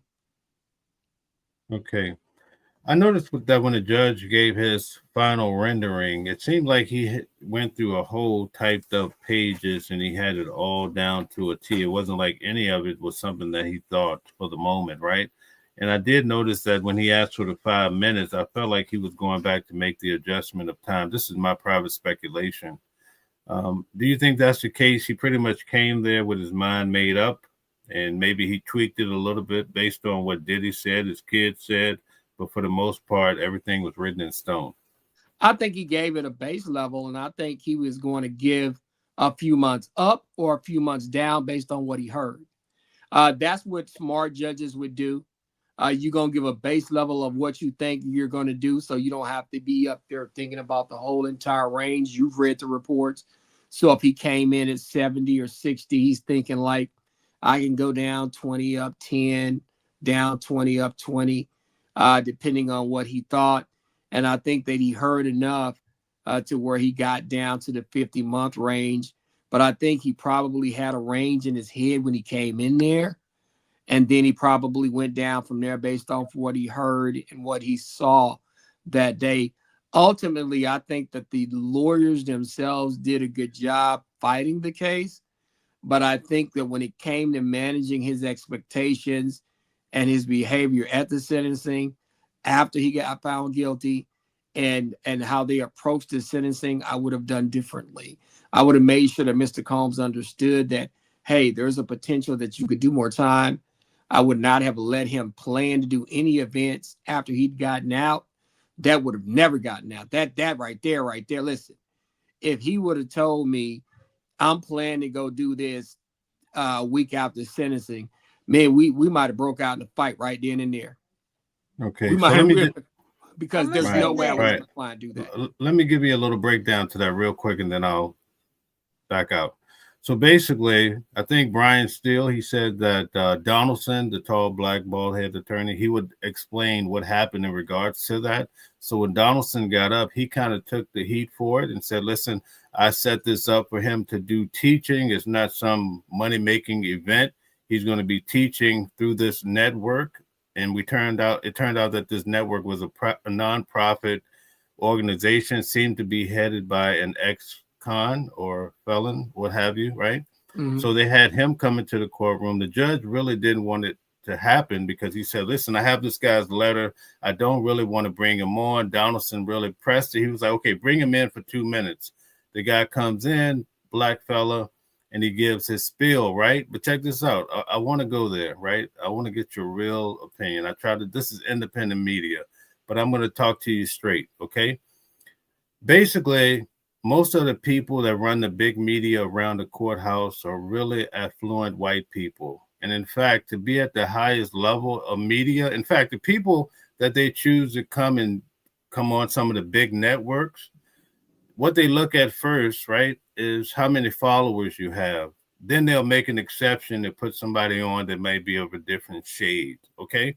So in the courtroom, the people that get into the courtroom are usually affluent Caucasian people. And so now you're bringing in a pastor that's black. We're already sitting in church pews. He's halfway giving you the church vibe. Then they bring in a professional that wants to have Diddy come teach at his program. First thing he say, I'm an ex-con.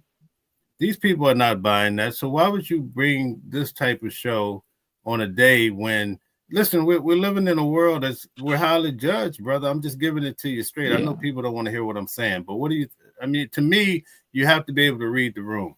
Yeah, man, that wouldn't have happened. I wouldn't have brought somebody in there like that. See, those are the kinds of mistakes that would not have happened. And I wouldn't have let, even if I'm on that team, another attorney do that. I'm like, man, we're not doing that. Because I think it's not the right messenger to get the kind of sentence you want. And what I also think it does is it kind of takes the vibe off of contrition. And you want to make sure that the audience that you're talking to is getting talked to by somebody that they'll accept information from.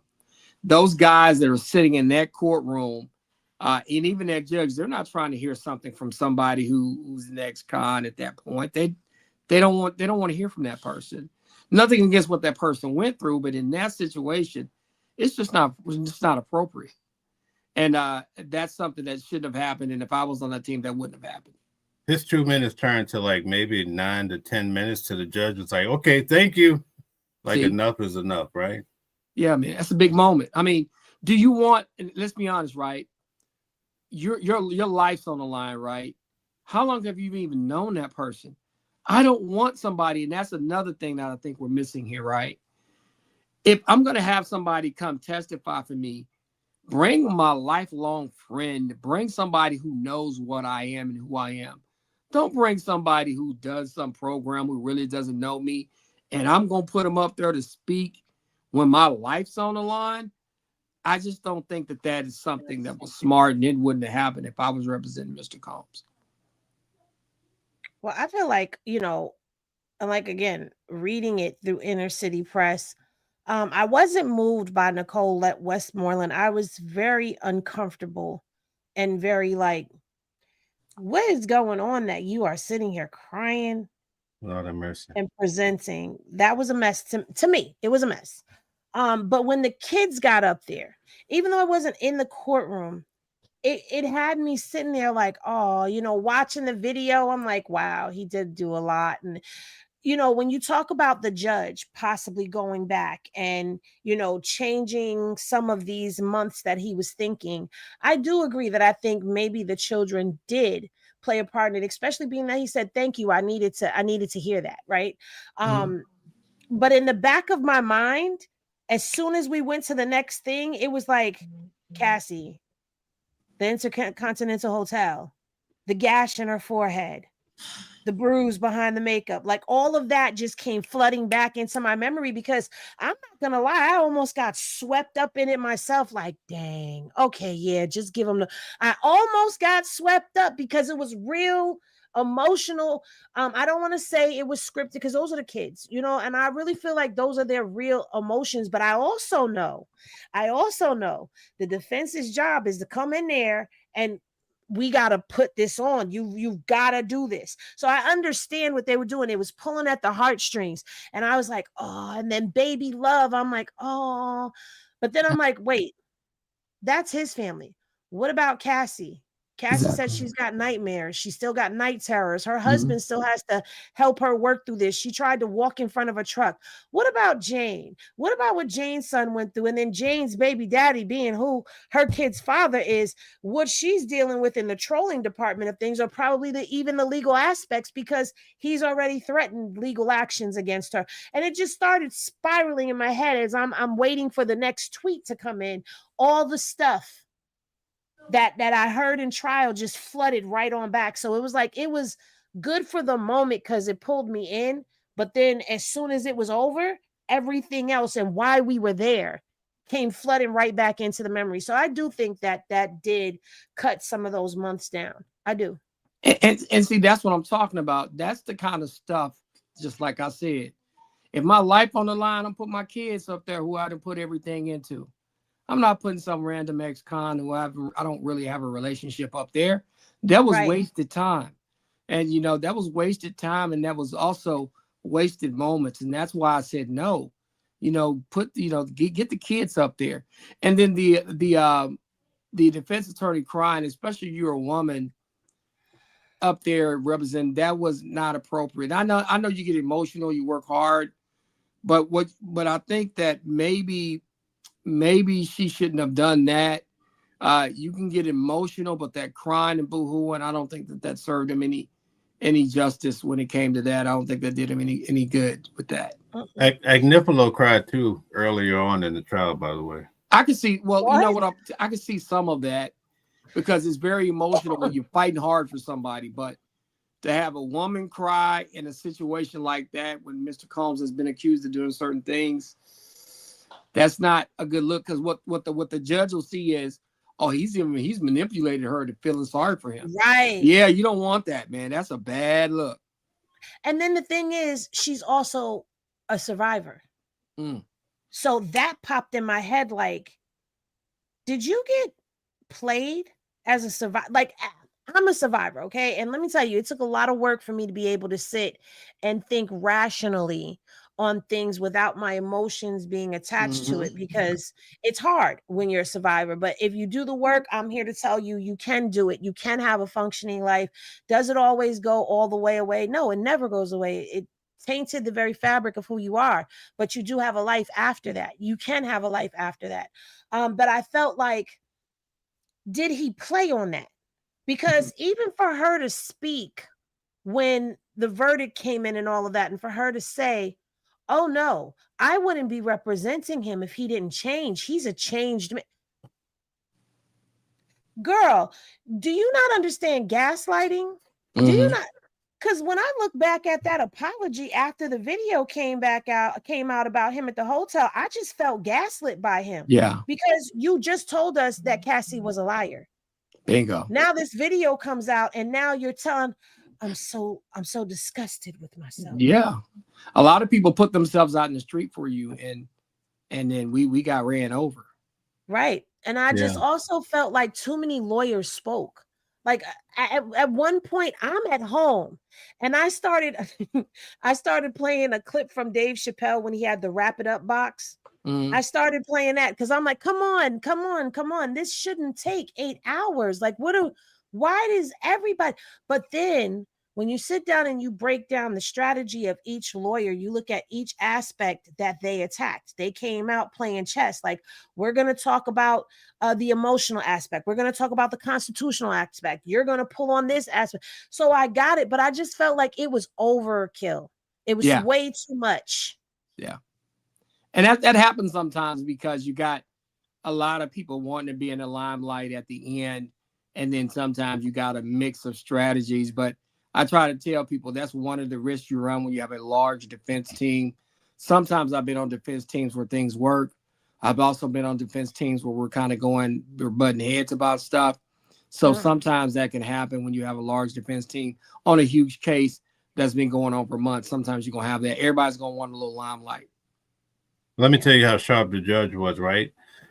The defense painted this picture like Diddy was a changed man. And so the judge basically broke it down. He says, listen, you came out with a video apologizing, saying that, this and that. And then after that, you beat Jane to a pulp. You knocked doors down, right? Not only that, when they arrested him, they showed us where Homeland Security showed there was baby oil in the room. It was freak off prepared. But remember, Jane testified. They told us that Jane told the government that he had contacted her and was trying to get a freak off before he turned himself in with her. Yeah. And the judge said there was another freak off after he knew that after Jane was investigated and spoke to by the agents, they went right back and they just changed the location of the freak offs as to try to get away from getting caught further. But the judge was on point. I mean, this guy, but I felt like he dropped those numbers down. He could have went with 70 with the probation. He went with 50, I think, with the appeal. So my final question, I'm going to back out. Hold on. Before you ask the final question, we're going to just give this poll real quick. we just did a poll and we asked, should Sean G pay Cal and Mel they $1,000 or should he apologize for being wrong? So it was almost unanimous. At first it was 100%, so it ended up being 67%.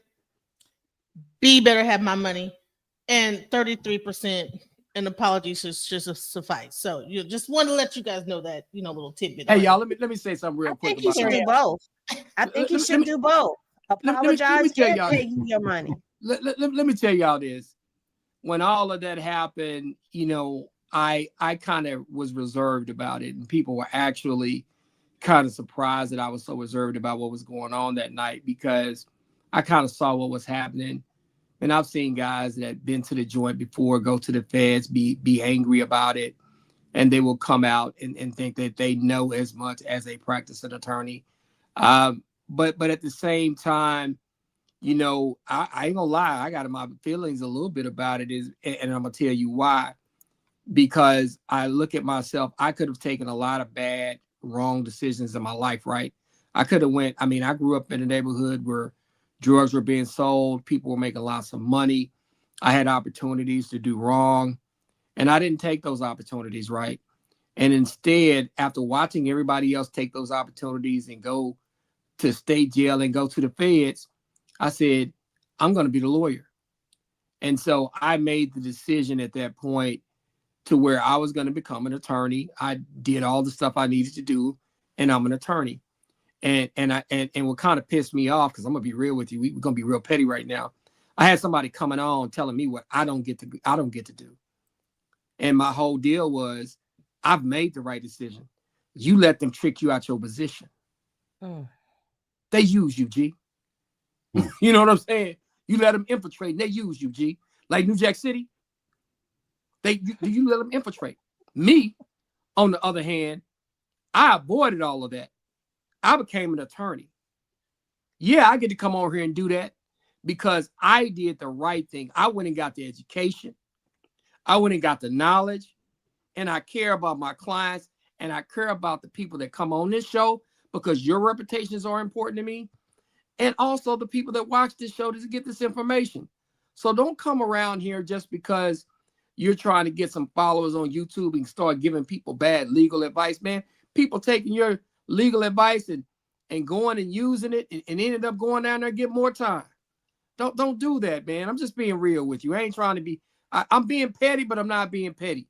But don't being factual. I'm being factual. Don't do that, bro. And if you don't want me to call you your brother, I won't be your brother. But with that being said, don't go on out giving faulty information to people, man, and they using that information, and they can end up getting themselves more time.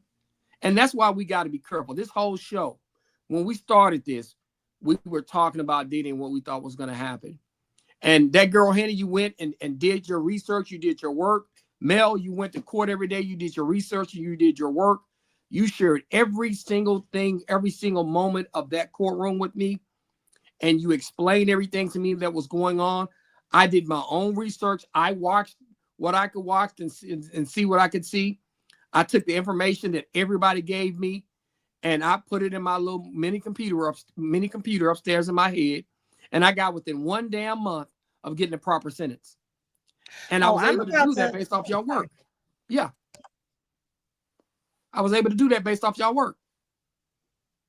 I'm about to take my notes and see if I can turn that into something, because I have 4 legal notepads, front and back of the pages, 3 composition notebooks, front and back of the pages, filled with notes from this trial. But not only was I writing what people were saying and all of that, I was also writing, like, as I'm looking around the room, people's emotions, what they were giving off when they reacted to things, how many people were really into this, how many people were shaking their heads. I was really documenting the moment. And it got so much so that people that were sitting, because I was in the overflow most of the time, Mel was upstairs on the 26th floor, people were saying, I would kill to know what you have in that notebook, because even when there was nothing to write, you were still writing. because I wanted to remember this moment. So now I keep looking at these books. They're on my headboard. Every night I look at these books, these notes, and I'm like, I need to do something with them.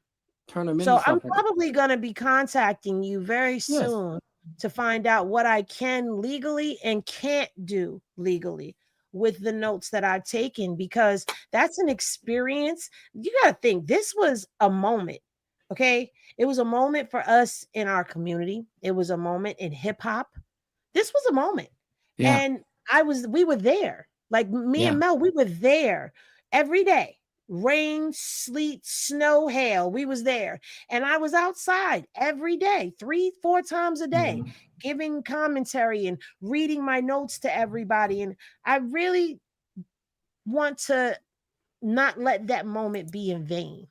And I'm glad you're saying this, because it's the human side of it that we need to talk about. I try to explain to people, Puffy for us, and some of us, I'm a little older than some on the panel, but I go back to Puffy with Andre Harrell.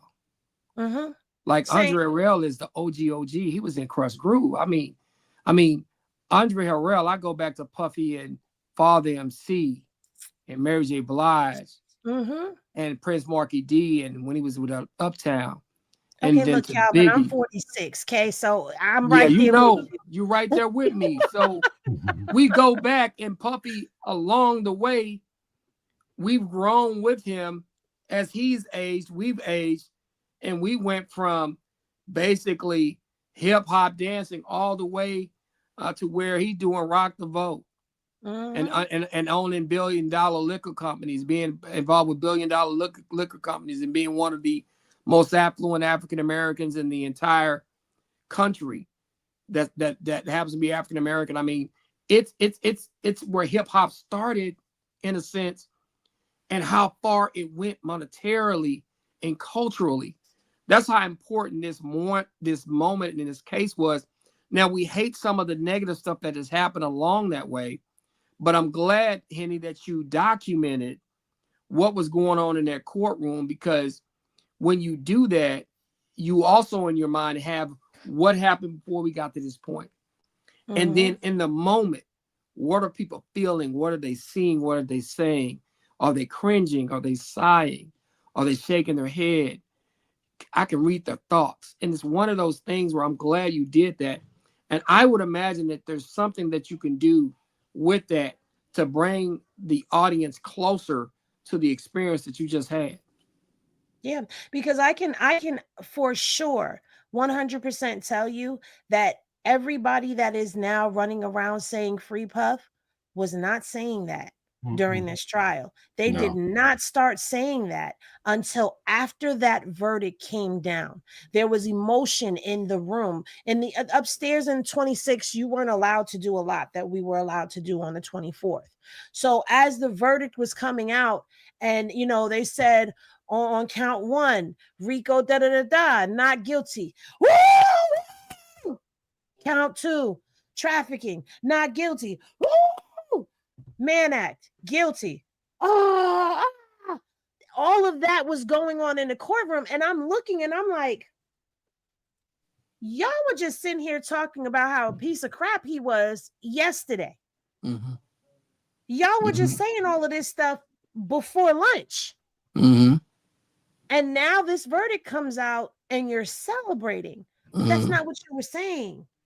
There were conversations going on about the things that we have already heard rumored to be murmured behind the scenes, what was going on. They were having conversations about all of that. And then all of a sudden it's this switch that went off, and then people started, aggressively dealing with other people. And I'm looking and I'm like, it wasn't like this before this verdict came down. A lot of people have switched because he was found not guilty on 2 charges. He did not win, in my opinion. He did not win because he did not walk out of those golden doors. He did not walk out of MDC that day. He was found not guilty of 2 serious charges, but he went back to the MDC where it's alleged that everybody was clapping because he beat the RICO, which is something to applaud, right? Because it was a BS RICO, number 1. but it's something major when you beat a RICO. But the fact of the matter is, while we went home and we were out eating or celebrating or we're doing whatever we were doing, he was back in the MDC, back in his beige uniform, back in his cell. That's not a win. He didn't win. And see, that's the thing, and that's where you have to break down to people, and that's why I'm careful about my predictions and what I thought was happening with the case, right? Because I was trying to tell people what I'm doing is not a feeling.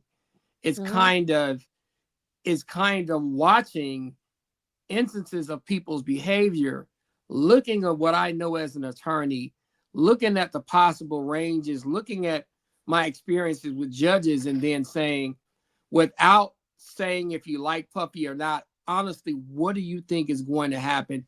Taking all of your emotions out of it or any leanings that don't come from your knowledge out. And that's what I came up with. Because on one hand, as a black man, anytime the government goes after you, you be wanting another black man to beat the government because you feel like, hey, man, they went after him. But then as a father who has a daughter, I have sisters, you have a mother, you go like, dang, man, he tried to punt her like a football. And so, you know, all of those feelings are there. So I tried to be careful with that girl, Henny. I tried to really be careful with that. And then I used to have people, and we remember, Mel, we had people that were really in their feelings when they were arguing for or against Puffy. And I had to tell them, I said, hey, my feelings are not going to change based on how I feel about him, whether I like him or not. As a lawyer, I have to say, hey, this is what I think is going to happen. And then on top of that, as a human being, I have standards, right? We all have standards. Right. And I wouldn't want somebody to kick my daughter's head like football. But I also have to understand that I must forgive folks for doing wrong. So that's two sides of a coin. Well, you know what you gave? A legal and expert analysis. And that's the difference between someone like you and someone like myself. You have that experience. You have that know-how. Off the top of your head, you can say something and be right on the money.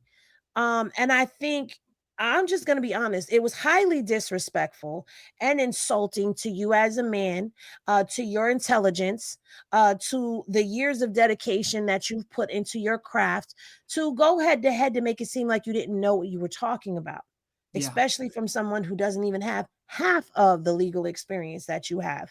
You know what bothered me the most? You know what bothered me the most about it?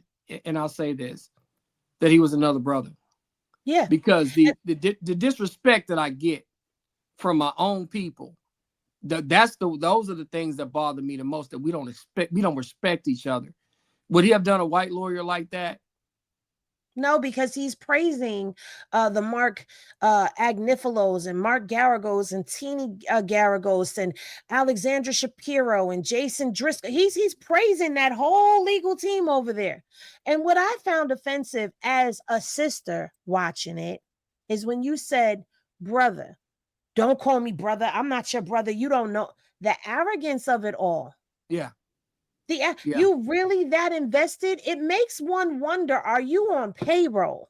No, I'm for real. Are you on payroll? Because in the beginning, you weren't pro Diddy, but then you changed up after certain conversations with people happened. And I noticed this, and I'm not going to put no names out there, but I'm going to be a little messy.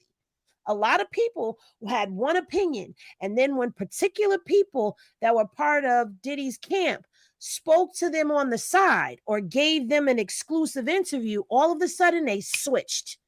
Bingo. Me, you want to know what I was told by that same person? You called it down the middle from the beginning, and you stayed in the middle, and you couldn't be swayed. Bingo. That's right. I couldn't be swayed because I think for myself. I don't listen, my soul is not for sale. My integrity is not for sale. My intellect is not for sale. Because I'm going to tell you something. It took a lot for me to accept that I'm an intelligent person who loves to research and who loves to get to the why of things. I used to hide that because I was one of the girlies. I was out there mobbing and thugging, okay, doing stuff in them streets. And I had to hide that because I couldn't be that and be out there. I couldn't let people know that I was going home and reading books and going to the library, researching stuff and letting people know that I loved when we had reports to do in class because I get to dig into history. Exactly. I couldn't let people know that because that wasn't cool. You know what? I'm not going to sell out for nobody. I'm going to think for myself. And if you agree, you agree. And if you don't, you don't. But don't attack me because there was a lot of sneak dissing that was going on that I heard. Okay. That was going on because of what I was saying and how I was presenting things. But one thing about me is I stand on it. Whatever it is, I stand. If I'm wrong, I don't have a problem saying I was wrong. And I let people know up front. My opinion on something is susceptible to change based off of what is presented to me. I let people know that. But when you take a stand so hard like that to where you will insult people, insult their profession, insult their integrity, are you on payroll? Because if you are, you need to call your boss and tell him that you owe Calvin $1,000 because you lost the bet. You know what I noticed in the courtroom, just being there every day for so long. A lot of people in that audience, they would say, "Oh, Diddy did not do any domestic violence. Diddy did not do any drugs." And then Diddy come out and says, "I'm sorry for domestic violence. I'm sorry for doing drugs." If you listen to the people that's sitting there observing, they would have you thinking you're crazy. Something's wrong with you because you sat there and you heard the evidence and they want you to believe something different. You know what I mean? Yeah. But you brought up evidence. They weren't even speaking. A lot of them were not even talking about all of the evidence. They're still running with the narrative that Diddy chased Cassie down the hallway at the Intercontinental because she stole his phone. That was her phone. He took her phone and her bags from her. And then he football punted her. And I even heard that same person y'all talking about on their channel saying, a conversation saying, the video wasn't that bad. It wasn't that. Okay, so then let your daughter, your sister, your mother get football punted and stomped. Let them get a gash over their forehead that's deep. Let them have permanent scarring all up and down their body. And then you tell us that it's not that bad. You understand? So it's like people were going really hard to try to spin a narrative. And it was driving me crazy because we sat in the courtroom. We saw the evidence. And you know what I'm going to tell you? One of the things that I noticed, and I saw the individual who attacked me on our podcast, I saw him on another podcast talking, and I realized, I said, man, this guy's going out trying to make some money. He's trying to make some money. He's trying to make a name for himself. Or he's chasing that internet clout. And that's one thing that I don't want to do. And me and Mel, we have these conversations about, we want to bring people on like yourself that are going to do the work. We want to provide good information that people can use in the future. Man, we don't want to come on here and give bad information and put people in bad positions and do a lot of that foolishness. That's not what we're trying to do. We're not trying to be chatty patties about stuff. We want people to get good information, because what I don't want to happen, and this is the thing too, I see a lot of shows, I see a lot of people build themselves as internet personalities, and they try to have these gotcha moments with legitimate people to try to legitimize their points of view. And honestly, I think that's what Sean G was doing. I mean, honestly, outside of going to the feds and getting caught up in that scheme, like legally, what else have you done? So you can't get on here with an attorney that's been practicing as long as I have and go at that attorney like that. And then as a brother, I think that's the thing that bothered me the most. You know, I addressed him as my brother. I address all my brothers as my brothers. I love my brothers, period, whether we disagree with each other or not. And to get met with that kind of disdain, you know, was disappointing. But at the same time, some people you don't want to be brothers with, and unfortunately, I don't like Mr. G's character. I don't like how he's handled himself, and he's right. I'm not his brother. Hey. So, Calvin, here's the big question I had for you earlier. I wanted to ask, as far as the appeal go, let's say if Diddy wins the appeal, does that have a negative effect on the judge? It seems that the judge worked so hard to insulate so that the appeal would not go through. So it made me wonder. If he was, it could look bad on the judge, but I'm gonna be honest with you. I just don't see him winning an appeal. And then to be honest with you, if Mr. Combs wins an appeal, they could go do the whole sentencing over with? Do it over where he could expose himself to more time? Does he think that everybody's going to take all of that information that came out in that trial and give him less time? He just really needs to move on from that. And then you have to think about it like this. And let's say they overturn a sentence and that judge isn't going to be the judge doing the sentencing. They send it to somebody else. Do you think them judges are going to get together and be like, hey, you know what? This guy really thinks come on, man. Sean, you got to understand the position you're in, my brother. Man, do that time. Hurry up and get on back to the house. Leave that appeal stuff alone. Move on, man. And I always try to tell people, man, you're not your worst moment. You did a lot for the culture. You did a lot for the people of New York. You're inspirational to a lot of us. Man, move on, man. Just get past this and move on and go get back to being you, the real you, the Sean we met in the beginning. And the judges very rarely, I want to ask you this because you dealt with federal, they very rarely cross over one another. Am I correct? Bingo. And that's what I'm saying. Why would you go back, try to get resentenced? Man, they're gonna make it worse. So like, what are you doing? Like, man, put this thing to bed and move on. Now, could they also counter appeal? They could. What the state, the government, could they counter if they appeal? If Diddy's lawyers appeal, can they counter appeal? They're gonna get a say so in it. Their side is gonna be told, which you don't want to happen. That's what I'm trying to tell you. Is like they get a crack at the egg again. They thought that they had an egg that was going to give them more eggs. They only got 50. They were seeking 136. Right. Why would you give them another opportunity to get more eggs? Right. No. Stop. And see, it's stuff like that. But see, here's the rub. And if Mr. Combs is watching this, you got to watch your lawyers too. They'll encourage you to appeal because they know you can make them some more money. That part. And man, don't do that, man. Get you some good legal advice. Like if it's me, and if I made a good amount of money off you, I've represented you, I'm gonna, hey, Mr. Combs, listen, I wouldn't do that. It's too much risk for you. You're not gonna be able to move forward, man. Let's try to get you home as quick as possible. Let's try to get this cut down as much as possible. Let's try to see if there's a possibility that some of this can be done on house arrest. Let's try to get these programs done so you can get home sooner. That's what I would do, man. Trying to do an appeal, man, don't do that. You're just going to rehash it. You got to go through sentencing again, potentially. You got to have your kids come up there. You got to have these women come up here and boo-hoo and cry and relive what they've been through. Be smart. Move on. Yeah, I agree. And one part of women, did you see Gina, Mel? Because she was there.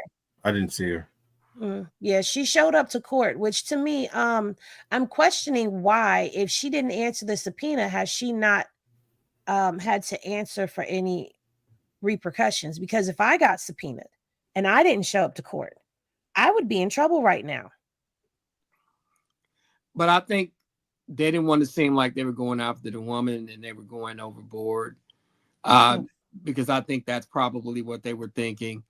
And like I said, I mean, just the fact that she had to avoid that, like the positions you put everybody else in too, Mr. Combs, you got to think about that. Like the people who didn't show up, like Gina didn't show up, and you got your family, you got to throw your kids back up there. You got to be like, hey man, let me go and knock these little couple of years out the way, man, and get on back to the house. And that's kind of what you need to really do, because it's just too much risk involved, man. Way too much risk involved. This case was basically chiseled, focused on Cassie and Jane Doe for the most part, right? Yes. All these civil cases coming up, do you think his verdict, his sentencing will affect his civil cases? I think they can a little bit, because they did find him guilty of some things. And when you get found guilty of some things, they're going to say some of that behavior is related to your tort claims of misconduct and so on and so forth. I think that it can have an influence on it. But I think in the civil courts, I think his lawyers will be able to show other stuff to try to get him around some of it. I think it would be smart to settle some of it if he can and try to get out of that as much as possible. I think the civil exposure is where he could have some issues. He needs to be very careful about, because, man, you get a jury that gives too much of a verdict in a civil case, it can destroy you financially. And so he needs to be very careful about trying to get out of that. He needs to get going and try to get around those civil cases. He needs to get out of the criminal, because once again, the more you talk about that, the more exposure he has. He needs to go on and try to focus on his civil cases, get his life back together and get rolling. He had 3 businesses, I guess, came out in court, and Cassie's one lawsuit of $20 million pretty much took those out. It came out in court on Friday that he don't have those businesses. His money is gone. What do you say about that? Man, Mr. Combs got some money somewhere. I mean, I'm going to be real with you. Like, if I ever made that much money, I'm putting some money somewhere where nobody know where it's at. Because you got to have a golden parachute, man. Like, that's why I never understood. I ain't trying to be funny. I've worked, do a lot of criminal defense work, a lot of these drug dealers and so on and so forth. I'm like, man, you didn't have a golden parachute? Man, I'm going to have something somewhere put up somewhere, somehow, man, if I go do some time. And let's say I made $10 million doing this wrong. Man, I'm going to take a couple of million, I'm going to put them somewhere. Ain't nobody going to know where it's at. Or when I come home, I can be able to go access it. But I don't understand how these guys don't do that. Like, I don't understand that. But I think in Mr. Combs' situation, he also has enough smart financial people around him to where he set some things up, some annuities and some things and some trusts and some things that will pay him certain amounts of money every month, to where he can maintain at least a low level of way of living. I think he'll be able to do that. He won't live the lavish life that he has been living, but I think he can still live a very comfortable life. He's just going to have to kind of cut down on some things. And then he's still Sean Puffy Combs. Will people work with him as much? No, but if he still owns some of his masters, some of the stuff that goes on with that, we'll see what that's worth. But I think he'll be okay one way or the other.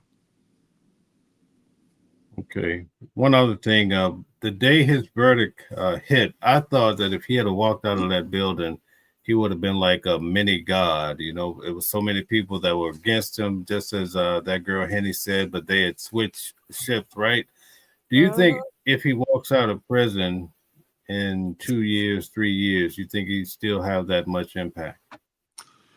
I think he'll still have some impact. I think people will look at it that he did beat some of the case, but I think they will also look at the fact that he did get convicted and he did do some time, because when you get convicted and you get let home, you go home, is one way to look at it. But when you get convicted and you still got to go do 2 years, 2.5 years before you come to the house, you didn't beat all the charges, you beat most of it. And I think that Mr. Combs is a very smart and talented person when it comes to music and understanding the music business and also how to get people to believe in him. And I think he's going to continue to be that. But I think less people will be willing to work with him because of his past. And I think ultimately he probably needs to take what he's earned, put it up as much as he can, and just live life moving forward from there. It's going to be hard to do any kind of businesses and music and liquor and entertainment that he had been doing in the past. I think that's going to be very hard for him to do. All right. Very good. Henny, any more questions before we close out? No, I don't have any more questions right now. I'm good. All right. Very good. Calvin, thank you so much for tonight. We covered a lot of ground. Yeah, man. I know your time is very valuable, so thank you. Would you like to close out for us? And thank you to everybody in the audience, by the way, too. Please hit the like button, share, and subscribe. Calvin, take us away. Well, first of all, tonight was about bringing receipts, right? And it's one thing about the internet, and that's why you got to be careful. All these guys I heard jumping on these podcasts saying a bunch of stuff, and then later on coming back trying to retract it. No, you said what you said. You were wrong. You were clearly wrong. You were all the way off base. And the reason why we know that is because the internet has receipts. People are going to go back and they're going to be able to play what you said. But I think more importantly, when it comes to taking in internet content. You got to show like me and Mel and that girl Henny with us tonight. She does great work in making sure that she does the research, that she does what she's supposed to do. Mel does a lot of research. He's actually in the house making sure that he's there when stuff is happening. He does a lot of prep work. He makes sure that when he jumps on this camera, that we're giving people really good information, not biases, but information. And that's one thing that I want to try to impart to people that are listening tonight. This whole experience of watching what happened to me on the show, what happened, watching what happened to everybody on the show, even that girl Henny, some of the stuff she dealt with, because people had these little biases and these little bends. I want y'all to understand, when you're getting information, you want good information that takes the feeling out so that you can truly do what's best for you. Don't get on the internet when these people start talking about what they've done before and this and that. Listen, you got an attorney that's been doing it for 24 years. You got two unbiased people on the screen with you right now that really did the grunt work, the daily work, that tried to stay down the middle for the most part. And that's what you want. You want good information. You don't want slant. But once again, the internet never loses. Tonight, on the Legal Review with Calvin Johnson and Mel Smith, we brought the receipts. So when y'all come back, hey, tell people to like and subscribe.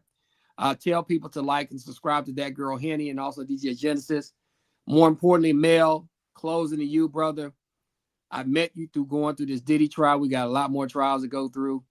But, man, you are an upstanding individual. You are a man about your business. You're a solid dude in a world full of jello. So I will tell you, man, keep doing what you're doing. There, girl Henny, was great meeting you. I'm glad you came back tonight. And DJ Genesis, appreciate you. And anybody who watches this show, like and subscribe to Mel's channel. We do this every night, 8 p.m. New York time, 7 p.m. Dallas, Texas time. And once again, the Legal Review with Calvin Johnson and Mel Smith. We got it right. We're like Karnak the Magnificent. We see the future. Y'all take care and good night. All right.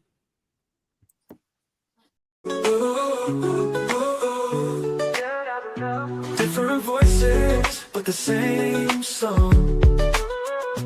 Living a world where we all belong. Kindness leading the way, breaking the chains. In the symphony of love, the thing remains. Embracing diversity, brighter days in sight. Watching the world sharing love and light. Hearts beating as one in our peaceful flight. Colors of harmony, painting the night. United we stand in love's pure might.